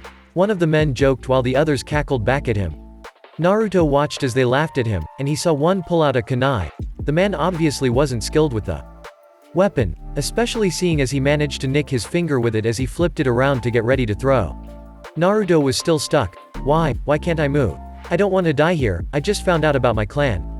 I have to revive my clan. I can't disappoint them. I won't let the world forget my clan." All of a sudden Naruto felt like he was in control of himself. He saw the man throw the kunai at him, but he wasn't worried. He quickly rolled to the side and at the same moment shot out one of his arms, and caught the kunai out of the air. He saw the shock on the men's faces at his reaction. Naruto slowly stood back up, and looked at the men. It was like time was frozen, and no one moved. Finally the man who seemed to be in charge of the gang shook himself. "What are you all waiting for? Get the brat." At this the group of men all charged at Naruto. He saw the first one swipe at him, and he dodged around to the side. He saw another blade coming down at him, and he used the kunai to block it. Naruto then quickly flipped over one of the bandits, and slashed at his neck with the kunai. He wasn't paying attention to exactly what he was doing, he was just letting his instinct take control. He dodged under another slash, and lunged forward, planting his borrowed kunai into the man's stomach. Seeing another man rush at him, he dived over the falling man's back, and rolled under another of the bandit's legs. He quickly slashed out, severing the tendons in the man's legs, before spinning around and planting the kunai in the side of the man's neck. He had hit the man with so much force that the kunai slipped out of his grip. Seeing the 3 men who were still standing look at him with rage in their eyes, once again the man who was in charge seemed to be shouting something, but Naruto wasn't able to hear it. The blood was pounding in his ears, drowning out all sound. The men charged again. Not being particularly skilled in kenjutsu, Naruto did his best to block all the slashes made at him. Sadly he couldn't block them all, and he started gaining cuts and tears in his clothing. Gritting his teeth to block out the pain, Naruto jumped away from the men, and hurled the 2 swords at the men. 2 of them easily dodged the makeshift attack, but one was not as lucky as the sword managed to embed itself deep into his chest.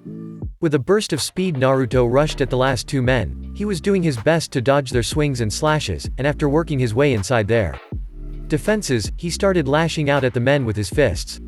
He managed to make good contact with one of the men's elbow, and seemed to shatter it. Moving quickly, he grabbed the kama from the man's hands, and slashed at his neck. Jumping away again, Naruto stood across from the man who had first told the men to kill him. He saw the man look shocked and enraged. He looked like he was yelling something, but he then charged at Naruto. Naruto waited as the man got closer. Before he finally lunged, he launched himself towards the man, and slammed right into his chest. The bandit, not being able to stand up against the chakra reinforced action, was forced off his feet into one of the nearby trees. Naruto dropped the kama when he flew towards the man. Seeing man approach him again, Naruto jumped into his guard again, and dealt a devastating fist to the man's throat. Jumping back, Naruto stared at the man, as he saw he start to cough up blood as he fell forward onto his knees. It was at this moment that Naruto came down from his adrenaline-fueled high, and looked around him. He was standing in the center of a ring of his would-be attackers. He watched as the last man kneeling before him, coughing up blood. He watched the man slowly fall forward face first. Into the ground.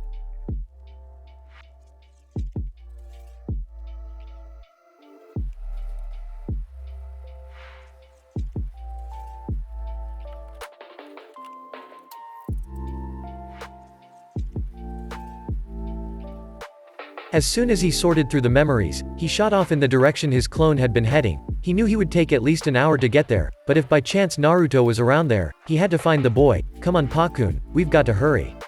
Back with Naruto.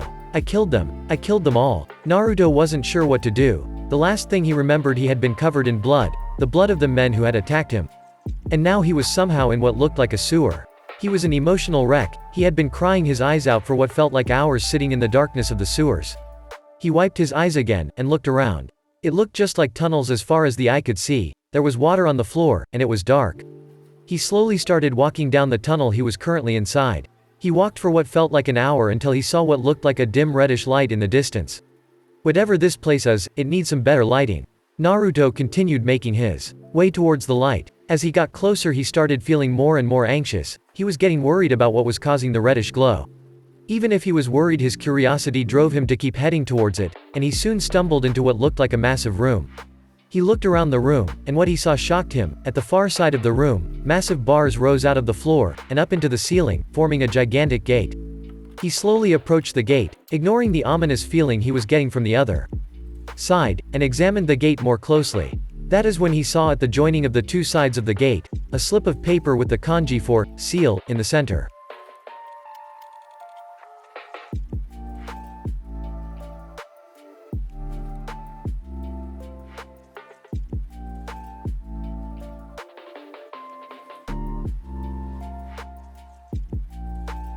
Oh shit, this can't be what I think it is. Naruto's mind jumped, connecting the seal and the ominous feeling to the demon he had sealed inside himself, but before he could even open his mouth, he was interrupted by a dark voice filled with malice. I am exactly what you're thinking, you puny little fleshbag. Naruto jumped at the voice, as a giant figure came into view from the other side of the gate. Naruto looked up as the figure seemed to almost reach the roof of the chamber as it stood. He could hardly make out the entire creature, but he saw the dark reddish-orange figure. It was massive. The demon looked down at him. Naruto instantly felt afraid, looking into the giant monster's red slitted eyes. They seemed to be the cause of the reddish glow. He was about to back away when he remembered his revelation about his clan, so he managed to keep himself from falling backwards. I'm surprised, fleshbag. You have more guts than I thought you would. I know you know what I am though. Naruto took a moment to fully take control of himself again. His sense of self-preservation was telling him to run, but his brain was arguing back, saying he couldn't be weak when it comes to a burden he was given to bear. A burden, am I, fleshbag? You've got some nerve calling me that. Come inside my cage so I can devour you, you worthless sack of meat. Naruto was slightly shocked at the revelation that the fox could apparently hear his thoughts, but quickly shook his head at that. Yeah, well, at least I didn't get myself sealed into a baby for almost 13 years. Naruto knew it probably wasn't a good idea to torment a demon, but he couldn't help it. It was obviously his prankster side coming out.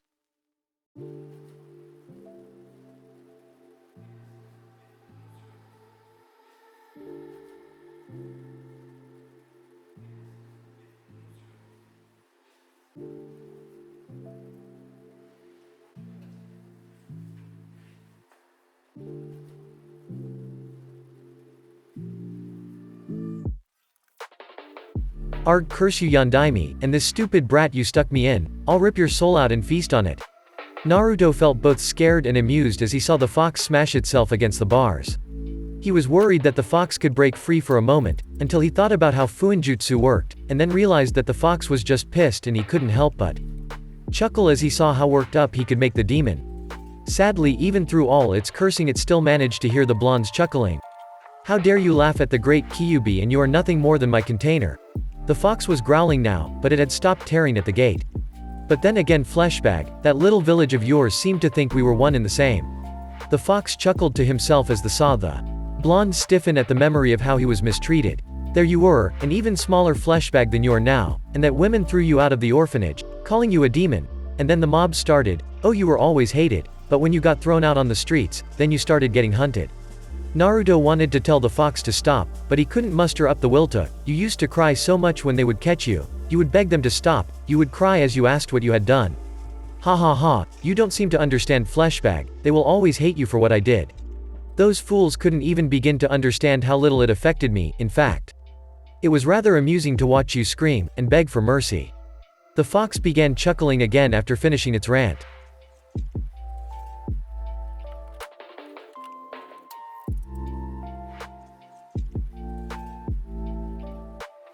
Naruto was fighting back tears as the fox repeated some of the horrifying experiences of his life, but he managed to stop them from falling, and he controlled his face. Well then fox, if it mattered so little to you, then why do you keep healing me? Why not just let me die? Oh yeah, it's cause if I die, then you go with me, so shut the hell up. It was now the fox's turn to look stunned. It had been planning on tormenting the boy for a good while longer, but seeing as the blonde had ruined its fun with that, it started to growl. You stupid fleshbag, you are nothing to me. If it wasn't for that damn seal I could have long ago destroyed your village. Though I am surprised by the stupidity of your precious villagers, they decided it was a smart thing to try and kill the brat with the most powerful of all demons inside of him. I can make everyone who has ever wronged you suffer, Naruto. Just pull off the seal, and I can make all of your troubles disappear. The fox thought it had phrased that rather well, when all of a sudden the blonde started laughing. Oh man, you must think I'm stupid or something. I mean, remove the seal? Come on fuzzball, I've been studying Fuenjutsu for a couple months now, and you're telling me to release you so you can take away my troubles? Wow, good try fox, but you just gave away one of your cards. The fox was confused at this when the blonde decided to speak again. You just revealed that you have been observing my entire life. I mean, that has gotta be kinda embarrassing for the most powerful of all demons, having to watch a toddler nearly die of starvation.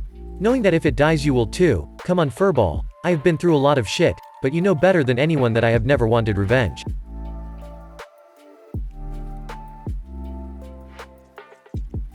The fox was cursing inside its mind by this point when it recalled something. I kept you alive so I wouldn't die, and as much as I hate you right now, I have to say, even I am proud of how ruthlessly you took care of those men who just attacked you.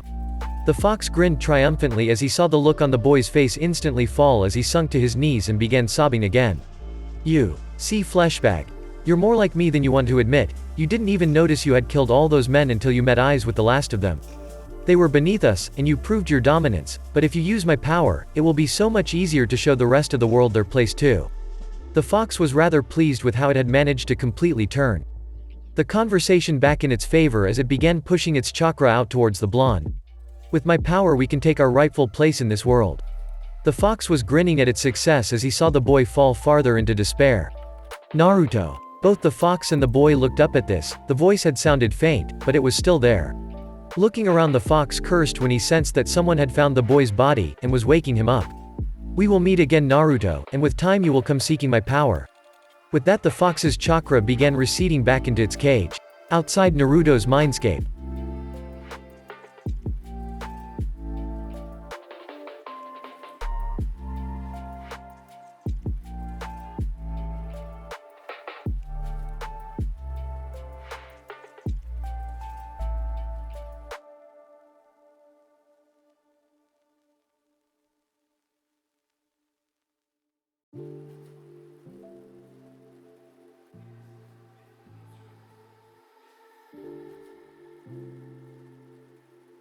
Naruto. Kakashi had finally found the source of the scream, but he hadn't expected what he stumbled upon.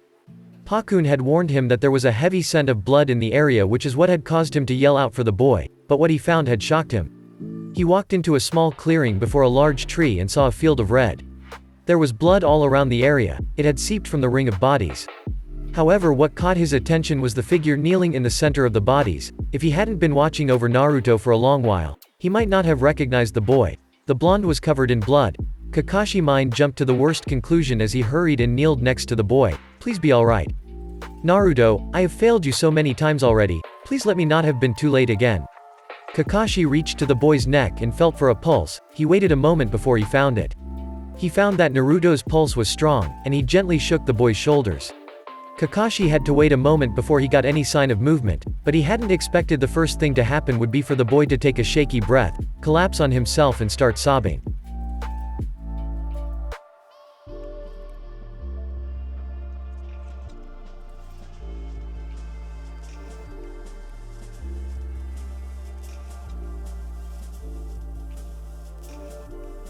Chapter 6 History and Home. Kakashi was making his way back towards Konoha. He was walking slightly behind the young Uzumaki, and was repeatedly thanking Kami that he had managed to catch up with the blonde. He was still shocked slightly when he looked back on how he had found the blonde just a few hours earlier. The boy had been covered in blood and surrounded by bodies. He had been worried about what may have happened, and then the boy was crying and talking about how, the villagers, being right about him. That had upset Kakashi quite a bit, and so he had spent quite a while getting the whole story of what had occurred out of the blonde. To say Kakashi had been upset wouldn't have covered it. When he had gotten Naruto to start talking, he hadn't been expecting the boy to talk about the hateful stares he would get. Looking back at the conversation, Kakashi thought that Naruto probably hadn't even really been talking to him, but more ranting, because he had finally reached a point where he couldn't take any more emotional abuse. So Kakashi had listened to Naruto talk about how the villagers had always mistreated him, going so far as chasing him down with mobs. He talked about the academy and how almost all the teachers kicking him out of class if he had asked questions. One of the recurring themes in the boy's rant was how the village had betrayed and dishonored the memory of his clan.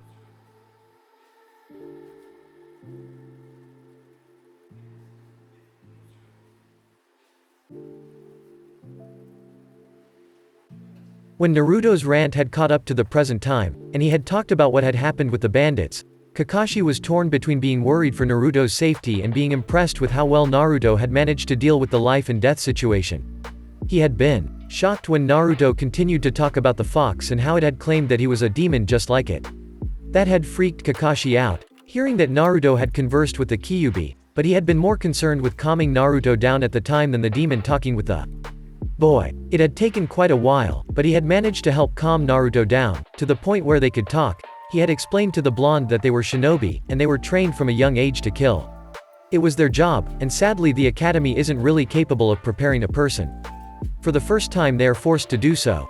Only recently had he asked Naruto what he had meant by the village dishonoring the memory of his clan. What Naruto told him only angered him further. I can't believe how far the village has strayed. How can we wear their symbol and still hold our heads high? Kakashi had only listened to the boy's explanations and remained silent. That brought them up back to now, the two shinobi walking in silence. As the two walked, Naruto was still going over the last 24 hours in his head. He had ran away from the village, killed 6 men, met the demon sealed within himself and was now being escorted back by a man named Hatake Kakashi. He was feeling better than he had been before he spoke with the masked man, but was still feeling guilty about killing the men. He had realized after speaking with Kakashi that the demon had probably just been trying to corrupt him or something, but he still was working on fully coming to terms with the fact that he had ended several men's lives. Stupid, freaking fox, with all the crap I'm already dealing with, it had to try and mess with me now. When the two crossed one of the streams on the route back to the village, Naruto took some time to wash as much of the blood out of his clothes as he could. As he looked over himself, he knew that it was officially the end for his signature orange jumpsuit. He had torn up his jacket before he had initially ran away, because it had been given to him by the old man, but after reading about his clan he couldn't wear it, so he took his clan's emblem from it, and left the jacket behind.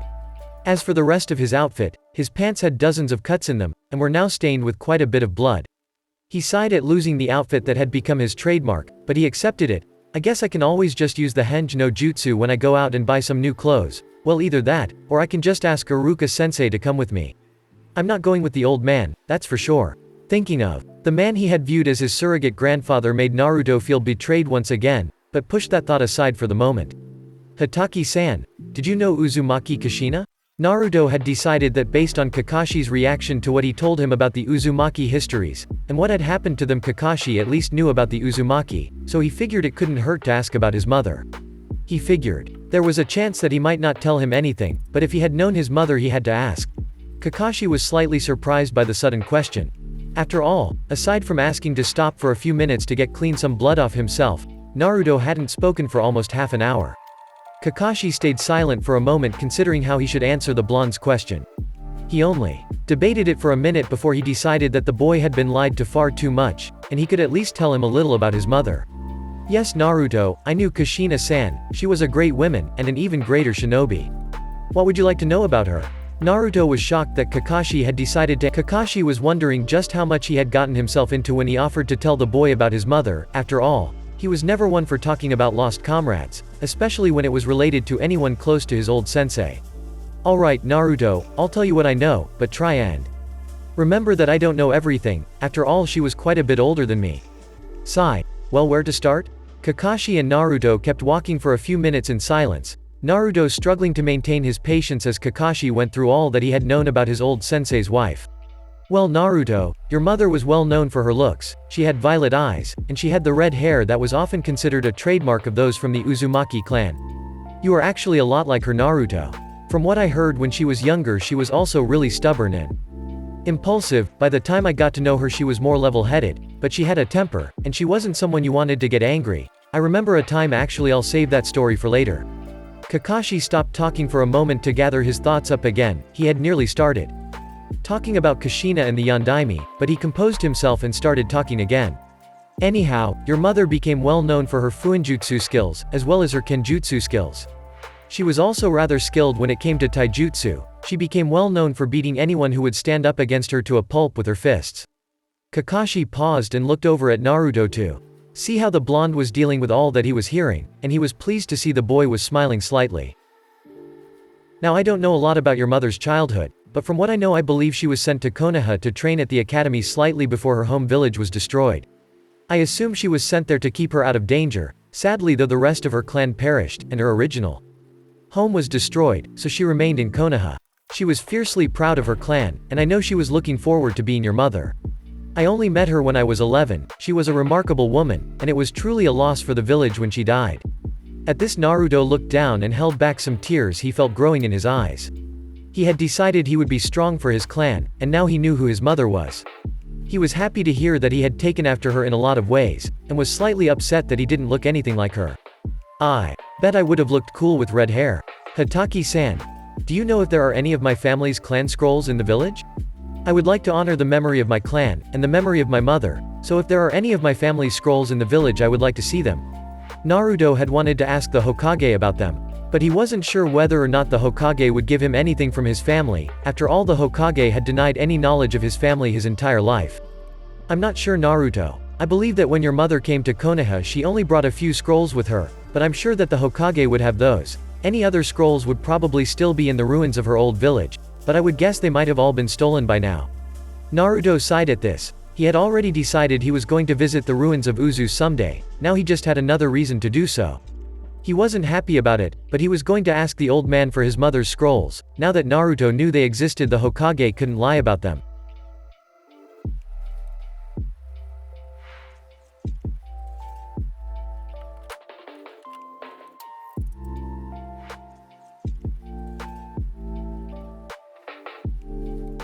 Well, I guess I'm going to have to get them from the old man. Well, I was going to need to talk to him anyway. Hataki-san. I'm guessing if you knew my mother then you knew my father as well. I couldn't find anything out about him, or even his name. Could you please tell me about him? As Naruto looked at Kakashi he saw him stiffen at the mention of his father. Kakashi took a deep breath and looked as if he was struggling with himself over the question. Finally he sighed and turned back towards Naruto. Your father. Naruto, as much as I wish I could tell you about him I can't. What do you mean, why not? Naruto, your father's identity is a secret. In fact, I don't think that there are more than 5 people in total who know who he was. I'm sorry, but I can't tell you about that. I promise one day I will, but for now, you'll just have to wait. Kakashi watched Naruto to see his reaction, but was surprised when he just shrugged. Alright, Kakashi, just so long as it's not like the fox, where everyone but me knows about it. So could you tell me any more about my mother? I'd like to know everything I can about her. The two made their way back to the village discussing Kushina, and some of her exploits. Naruto was happy to hear that she had also been a prankster, and was shocked when he heard Kakashi tell him some stories about missions she had gone on. When the pair reached the gates of the village, Kakashi noticed Naruto tense up, and quickly decided to calm the boy down. Naruto, remember, we're just going to go talk with the Hokage, you don't need to worry about the villagers. Naruto didn't seem to calm down at this, but he nodded nonetheless. As the pair made their way through the gates, Kakashi paused for a moment to speak with the Chunin on gate duty, to explain why they were there.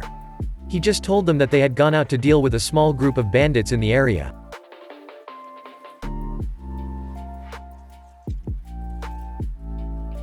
The two guards told the pair to make their way to the Hokage Tower to report their success, and that they would be free to go about their business after that. The glare Naruto received from the civilians as they made their way through the village did not go unnoticed to either of the two shinobi. Kakashi sighed when he saw the way the villagers looked at Naruto and was about to say something to reassure the boy when Naruto did something he wouldn't have expected.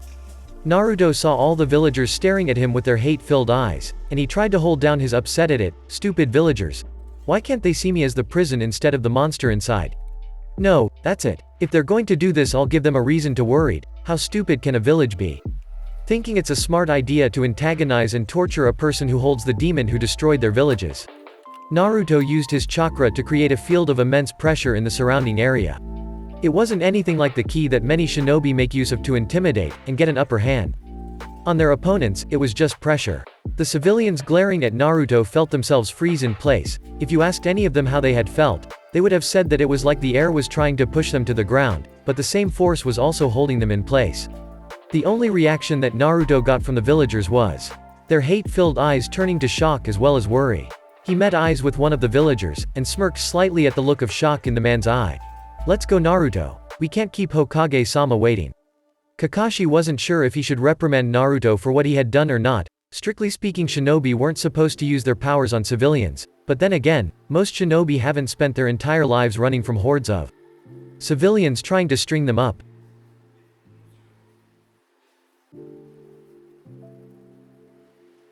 Naruto sighed and his expression shifted from a smirk to a blank face. Very well, Hatake-san, let's not keep the Hokage waiting. Naruto stopped releasing his chakra and turned away from the villagers, following after Kakashi. The masked shinobi led the blonde to the Hokage tower without further incident. The pair made their way up the staircase and quickly found themselves before the doorway to the Hokage's office. After Kakashi spoke briefly with the secretary, she told them that they should head right in. Kakashi raised a fist and knocked on the door twice quickly before they received word to enter. As they walked into the room, the door swung shut behind the pair, and Naruto looked upon the one man whom he had always trusted.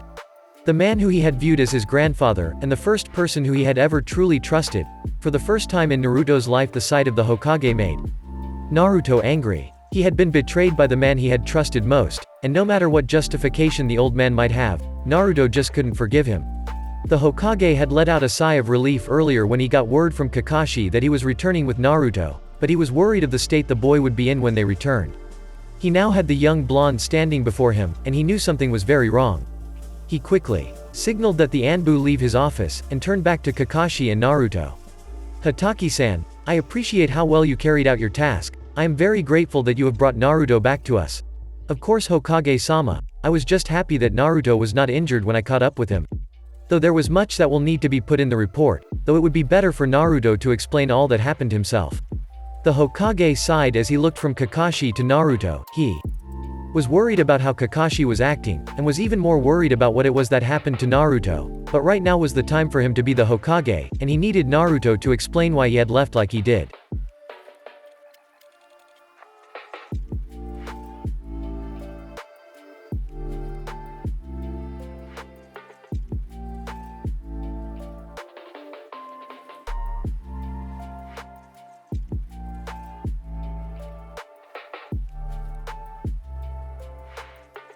Uzumaki Naruto, I do hope you realize the seriousness of your actions last night.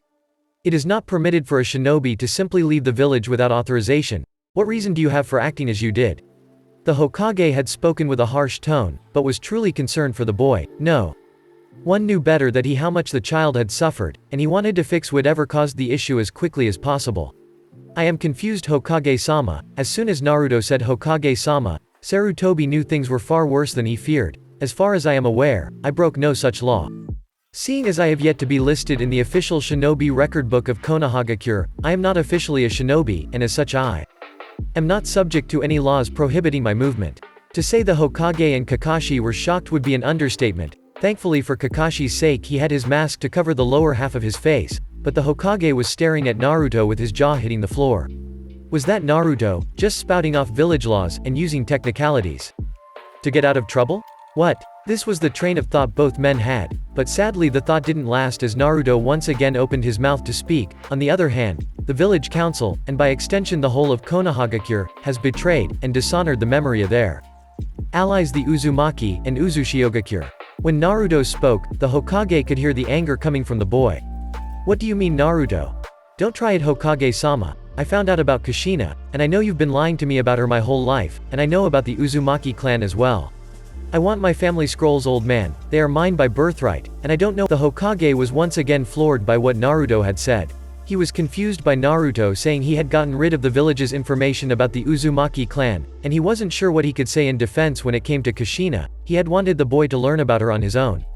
Because of the council interfering with him, but he didn't know how it caused the boy to react like this. The thing the boy had said that worried the Hokage most was him revoking the right to wear the Uzumaki spiral. He couldn't even begin to think about what an uproar that would cause in the council and with the general shinobi population. Naruto, please be reasonable. I know I should have told you about Kushina earlier, but I had my reasons for keeping it from you. I wanted to tell you, but I couldn't. Save it, old man. You're the Hokage, the most powerful man in the village. If you wanted to tell me about my mother, you could have. I want my family scrolls, and I want the shinobi to stop wearing my clan symbol by the time of team assignments. Hiruzen had been surprised by the blonde many times in his life, but what the boy was saying now had to be the most surprising things he had ever heard from the boy. He could hear the hurt, pain, anger and betrayal felt in the boy's voice, and he could do nothing but hang his head in shame. He knew he had lost something very important this day, something that would be nearly impossible to get back. He had lost the trust of the boy who he had viewed as family. Naruto, I'm so sorry. The Hokage took a few minutes to compose himself before he unlocked one of the drawers of his desk, and pulled out a scroll and placed it on the table. It was not large, but it had the Uzumaki symbol on it, and Naruto could make out a storage seal on the scroll. He also noticed a few other markings on the seal, and concluded that it must be a blood seal, meaning that only he should be able to open it. He looked back up at the man who he had trusted and spoke again. Don't worry, Hokage-sama. Your Jinchuriki. The scroll that fit comfortably in his hand started to expand till it was around half the size of the forbidden scroll. He was surprised by this, but he figured it was just an expansion seal. He had read about them briefly, but there wasn't a whole lot of information on them in the village, so he hoped that there would be something on them in the scroll. As he unrolled the scroll, a sheet of paper fell out of it onto the floor. He read the first line, and was shocked to see it was addressed to him. Naruto. If you are reading this, then it means I'm not there with you to teach you all about our clan. I'm so sorry for leaving you, and I hope you know I wish I didn't do it. Your father and I decided that when we found out I was pregnant that we should each write you a letter in case we're not there for you. I don't know how I died, but I'm so sorry. I didn't get to watch you grow up. I was so looking forward to seeing you become a splendid shinobi. I hope you know that your father and I love you more than anything else. You are our greatest gift, and I really hope that you have your father around so he can tell you all about me. I'm pretty sure that if you're reading this that he gave it to you. This scroll is what my father gave me when they sent me to Konoha to keep me away from the war. I never had the heart to return home after my family was lost, so I don't know if there are any of our scrolls left there, but this scroll has a lot of our family teachings in it. I know you might want to learn everything your father has to teach you, but the Uzumaki clan techniques are some of the best in the world. I really hope you don't ever have to read this letter, Naruto-kun, but I want you to know that I will always be proud of you no matter what, and that I love you, and even if I'm not there to tell you, you should know how loved you are. Kushina.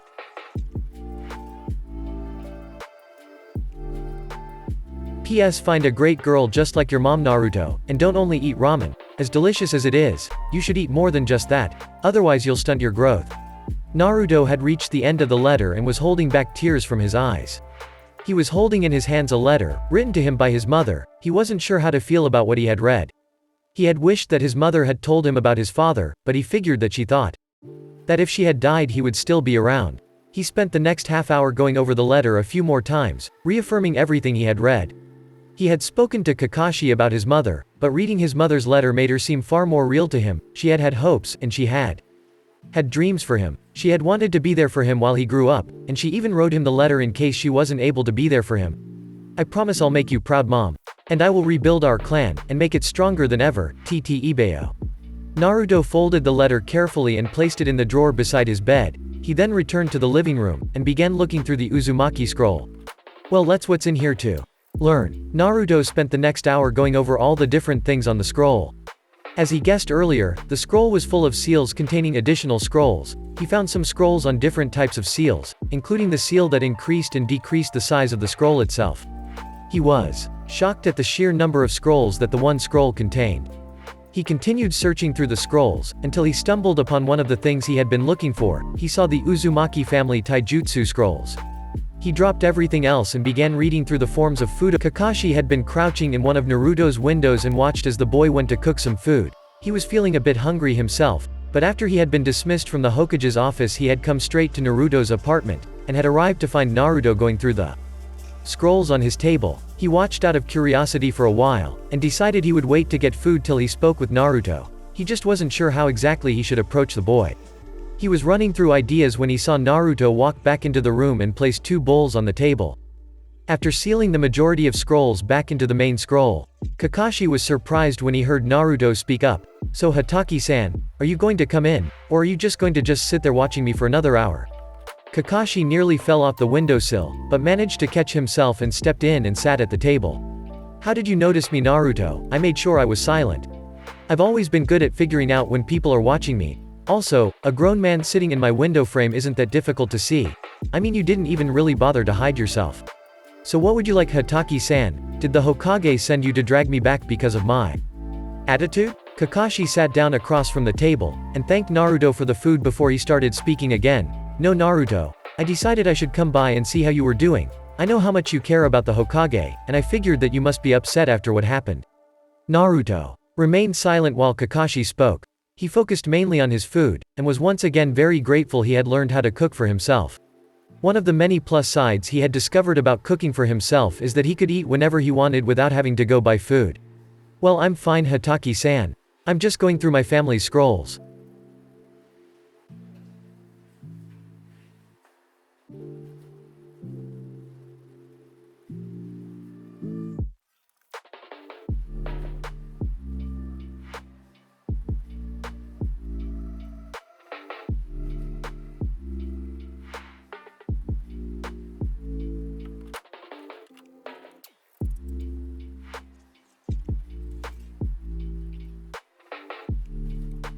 "I see. Well, I think you should know that I told the Hokage everything that you told me after I found you. But aside from that, if you would like any help with the scrolls, I can offer some assistance. I may not be an Uzumaki, but I did see your mother fight several times." Naruto wasn't at all surprised to hear that the man had told the Hokage everything, so he decided to comment on it. He was interested in seeing if the man would be able to help him at least figure out some of the basics for his mother's taijutsu style. "Well, since you offered, do you think you could help me with some of the basics of my mother's taijutsu style? It is really complicated?" Kakashi cringed at that. If there was one thing he doubted he'd be able to help with, it was the Uzumaki taijutsu style. He had tried to study it with his Sharingan once, but Kushina had beaten him to a pulp, saying he wasn't allowed to learn the style. If she was anything, she was very protective of her family history. Actually that's one of the few things I can't really help with." Kakashi saw the blonde's face fall and sighed, knowing he'd have to call in a big favor for what he was about to say. "However, I do happen to know the village's resident taijutsu master, and I'm sure I could convince him to help you work on it, but I have to warn you, he is a bit extreme."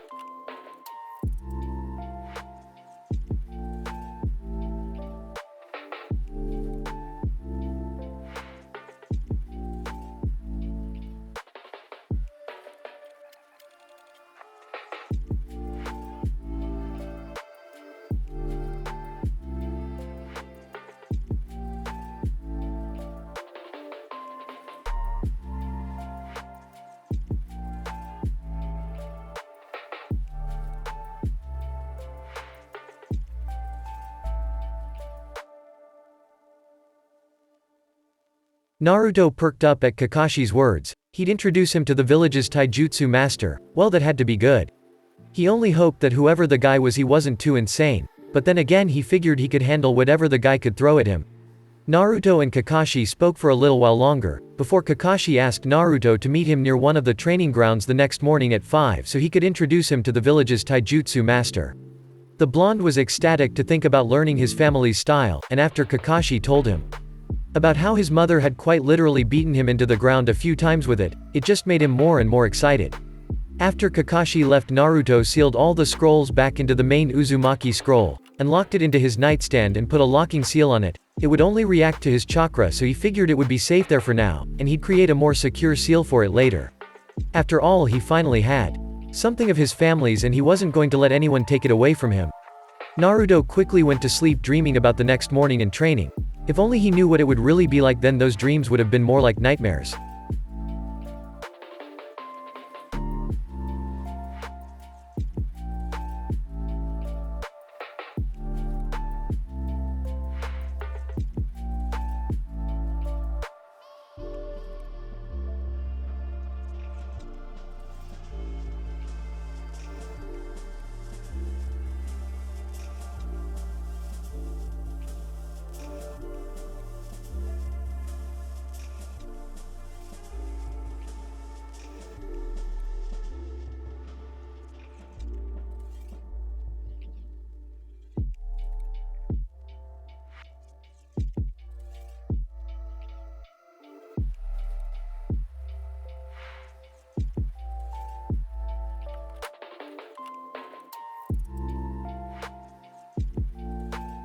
Chapter 7 Dreamers. Naruto was on his way towards the training ground Kakashi had specified the night before.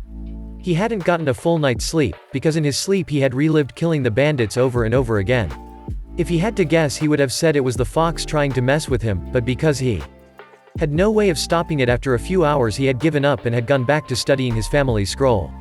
He had made the chief focus of his studies Fudokan. He figured he should at least try and start working on the katas that formed the style before he met with the village's taijutsu master. And so he had spent the majority of the night working on that.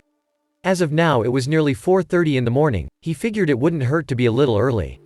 He figured that if the taijutsu master arrived to find him already training, he might be more inclined to help him, because it just showed how dedicated he was to his training. Naruto was still having a bit of trouble moving at his full speeds because of how much he had increased his weights by the day before. He was directing a bit more chakra than usual to his limbs to help ease the stress on his muscles, but he still wanted to get the maximum benefit of using his weights, and he wasn't entirely sure if the chakra would slow down how fast he got used to the weights. One of the things he had noticed though was the increased destructive power of his punches and kicks when he fueled them with chakra.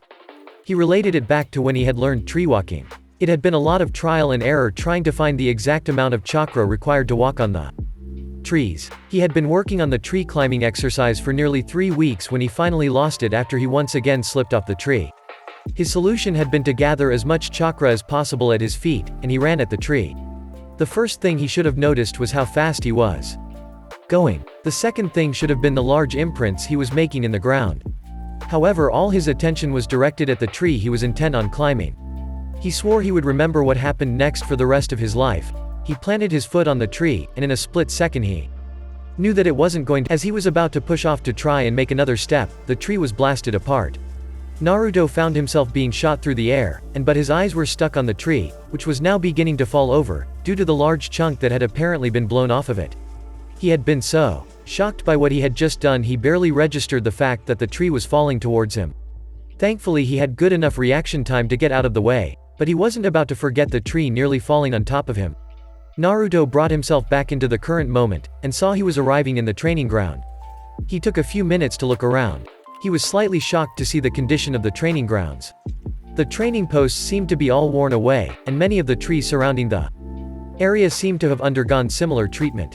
He was surprised that the village had allowed the condition of the training ground to deteriorate so much. He guessed from the state of it that the equipment hadn't been replaced in at least 5 years, and all the equipment was supposed to be replaced every 6 months. The blonde began his warm-up with 15 minutes of stretching. He wanted to make sure he would be able to do whatever the taijutsu master suggested, and he had learned very early in his training how important stretching was to a successful workout. After finishing his stretches, Naruto summoned a few clones to work on chakra control, and went for a run around the clearing. He finished his run and still had a few minutes before he was supposed to meet the Kakashi and his friend, so he decided to have a light spar with his clones while he waited. He had only just begun. "Thank you, sensei. If I cannot complete this task in 15 minutes, I will do 500 push-ups." With that, the shinobi identified as Lee flipped onto his hands and took off towards the outer wall of the village. Naruto was trying to understand the insanity he had just witnessed when the man named Guy turned to him. "So, who are you that is training so youthfully this fine morning?" Naruto just stared at the man. "What? I see, our most youthful arrival must have startled you. I am Maida Guy. The one who just left is my most youthful student, Rock Lee. Now my new youthful friend, who are you?" Naruto once again took his time to compose himself before speaking. "I'm Uzumaki Naruto, village pariah, and I'm here to meet somebody."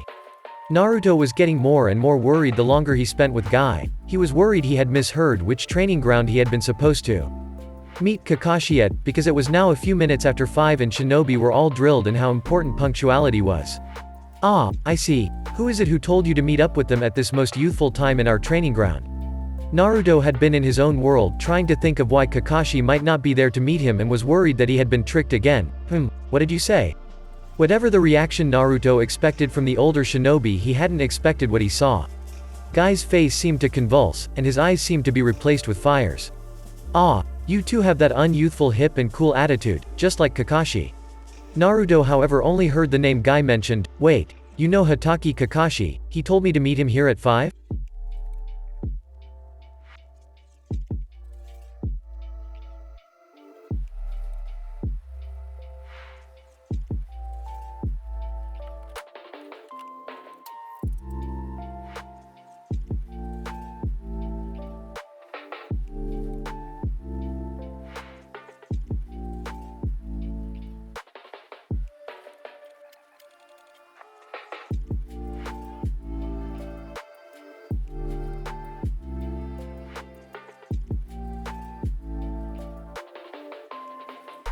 So you do know my legendary rival Kakashi-san. No wonder you have that darned hip and cool attitude. I have known Kakashi for years. Though I am sorry to say, young Naruto, Kakashi has the most unyouthful tendency of always being horribly late.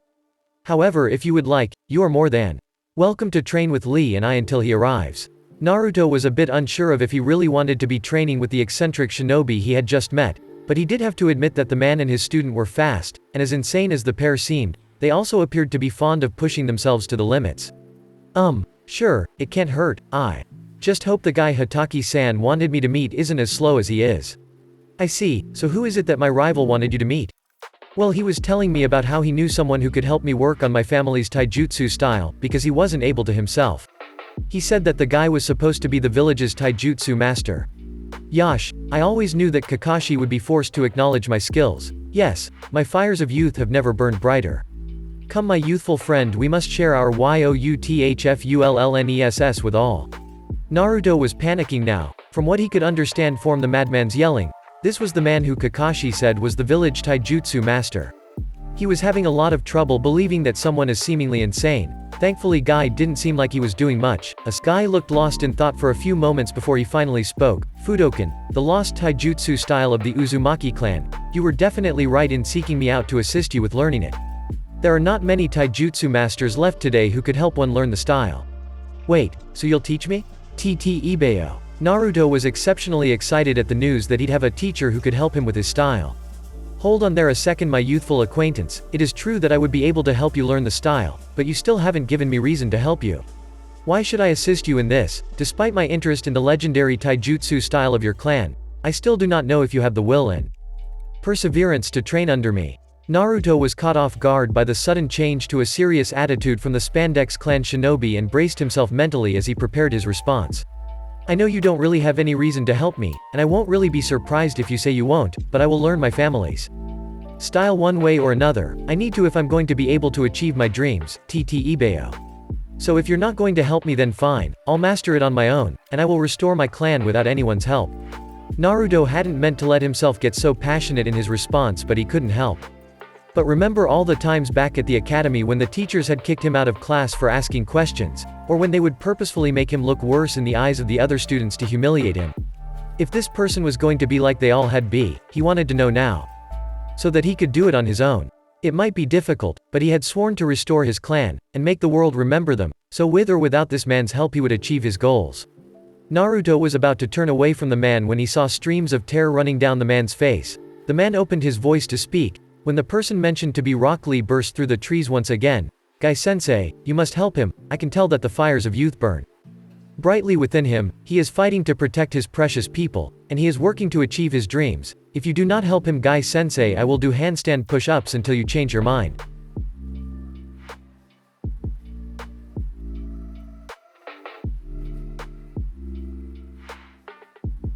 Naruto was unnerved by the sudden appearance and declaration on his behalf from the other young shinobi, and was truly touched that he had spoken on his behalf. He was shocked that Lee immediately got on his hands and began counting off. Naruto and Guy just stared at him for a few moments until Guy spoke up. Get up, Lee. If Naruto's declaration hadn't been enough to convince me, you supporting him just helped his cause even more. Lee, Naruto, I am truly inspired by your youthful displays. Come, let us make our way down the paths of youth where we will strive for our dreams and watch over our precious people. Naruto couldn't believe what he was hearing. For the majority of his life he had had people spitting on him, and doing everything they could to stop him from reaching his dreams, and he had found another pair who wanted to help him achieve his dreams. Soon the pair all had streams of tears running down their faces as they cheered for their oncoming successes. Several minutes later, Lee and Naruto were heading out of the training grounds for another warm-up run around the village. Guy had spent the last few minutes trying to convince Naruto to wear one of the green jumpsuits as well, but Naruto had held strong against Guy and Lee's protestations of how beneficial they were. Naruto figured that he had recently come to terms with getting rid of his orange jumpsuit. He wasn't about to jump in what he believed to be an even more ridiculous outfit. Sighing, defeated Guy had suggested that Naruto and Lee do a few laps around the village to get to know each other while he studied Naruto's taijutsu scrolls. He told them they would spar afterwards so they could start to understand one another, but he thought it would be good for the two to speak for a while as well.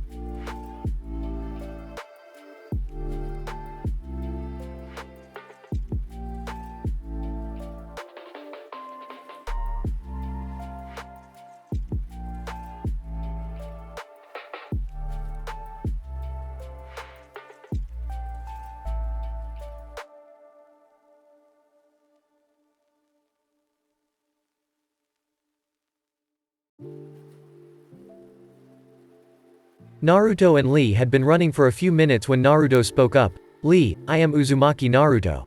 I wanted to say thanks for standing up for me with your sensei. I'm not used to people doing that sort of thing for me, so thanks. You do not have to worry about it, Naruto. I could tell you too were a person who values hard work over natural ability, and I could tell that you would strive for your dreams one way or another, so if I can I would like to help you reach your goals. I too am a person who knows the importance of hard work, and as such I feel that we could be great friends." Naruto was still having trouble getting used to the enthusiasm that Guy and Lee seemed to put into all their speech, but hearing Lee say that he thought they could be friends meant more to Naruto than he would admit. He had never really had any true friends. Back at the academy he had a one-sided rivalry with Sasuke, and he had a crush of Sakura, not that he'd seen her lately. But he had never really had any particularly good friends. "I think you're right, Lee, we can train our asses off together, and we will be the best shinobi the village has ever seen, they won't know what hit them. Yes Naruto, we will be a force to be reckoned with. Come now, we must not keep Guy-sensei waiting. Yeah, let's go Lee." Naruto wasn't sure when he started shouting, but he was fired up to train like never before, and the two blasted around the village at speeds that shocked anyone who was out to see what they were doing. The pair chatted about their time at the academy, and Naruto and Lee realized that they had a lot in common. Naruto was surprised to hear about Lee's condition, which made it impossible for him to mold chakra for jutsu, and was really impressed that Lee hadn't allowed that to get in the way of his dream, and had just focused all his efforts on his taijutsu.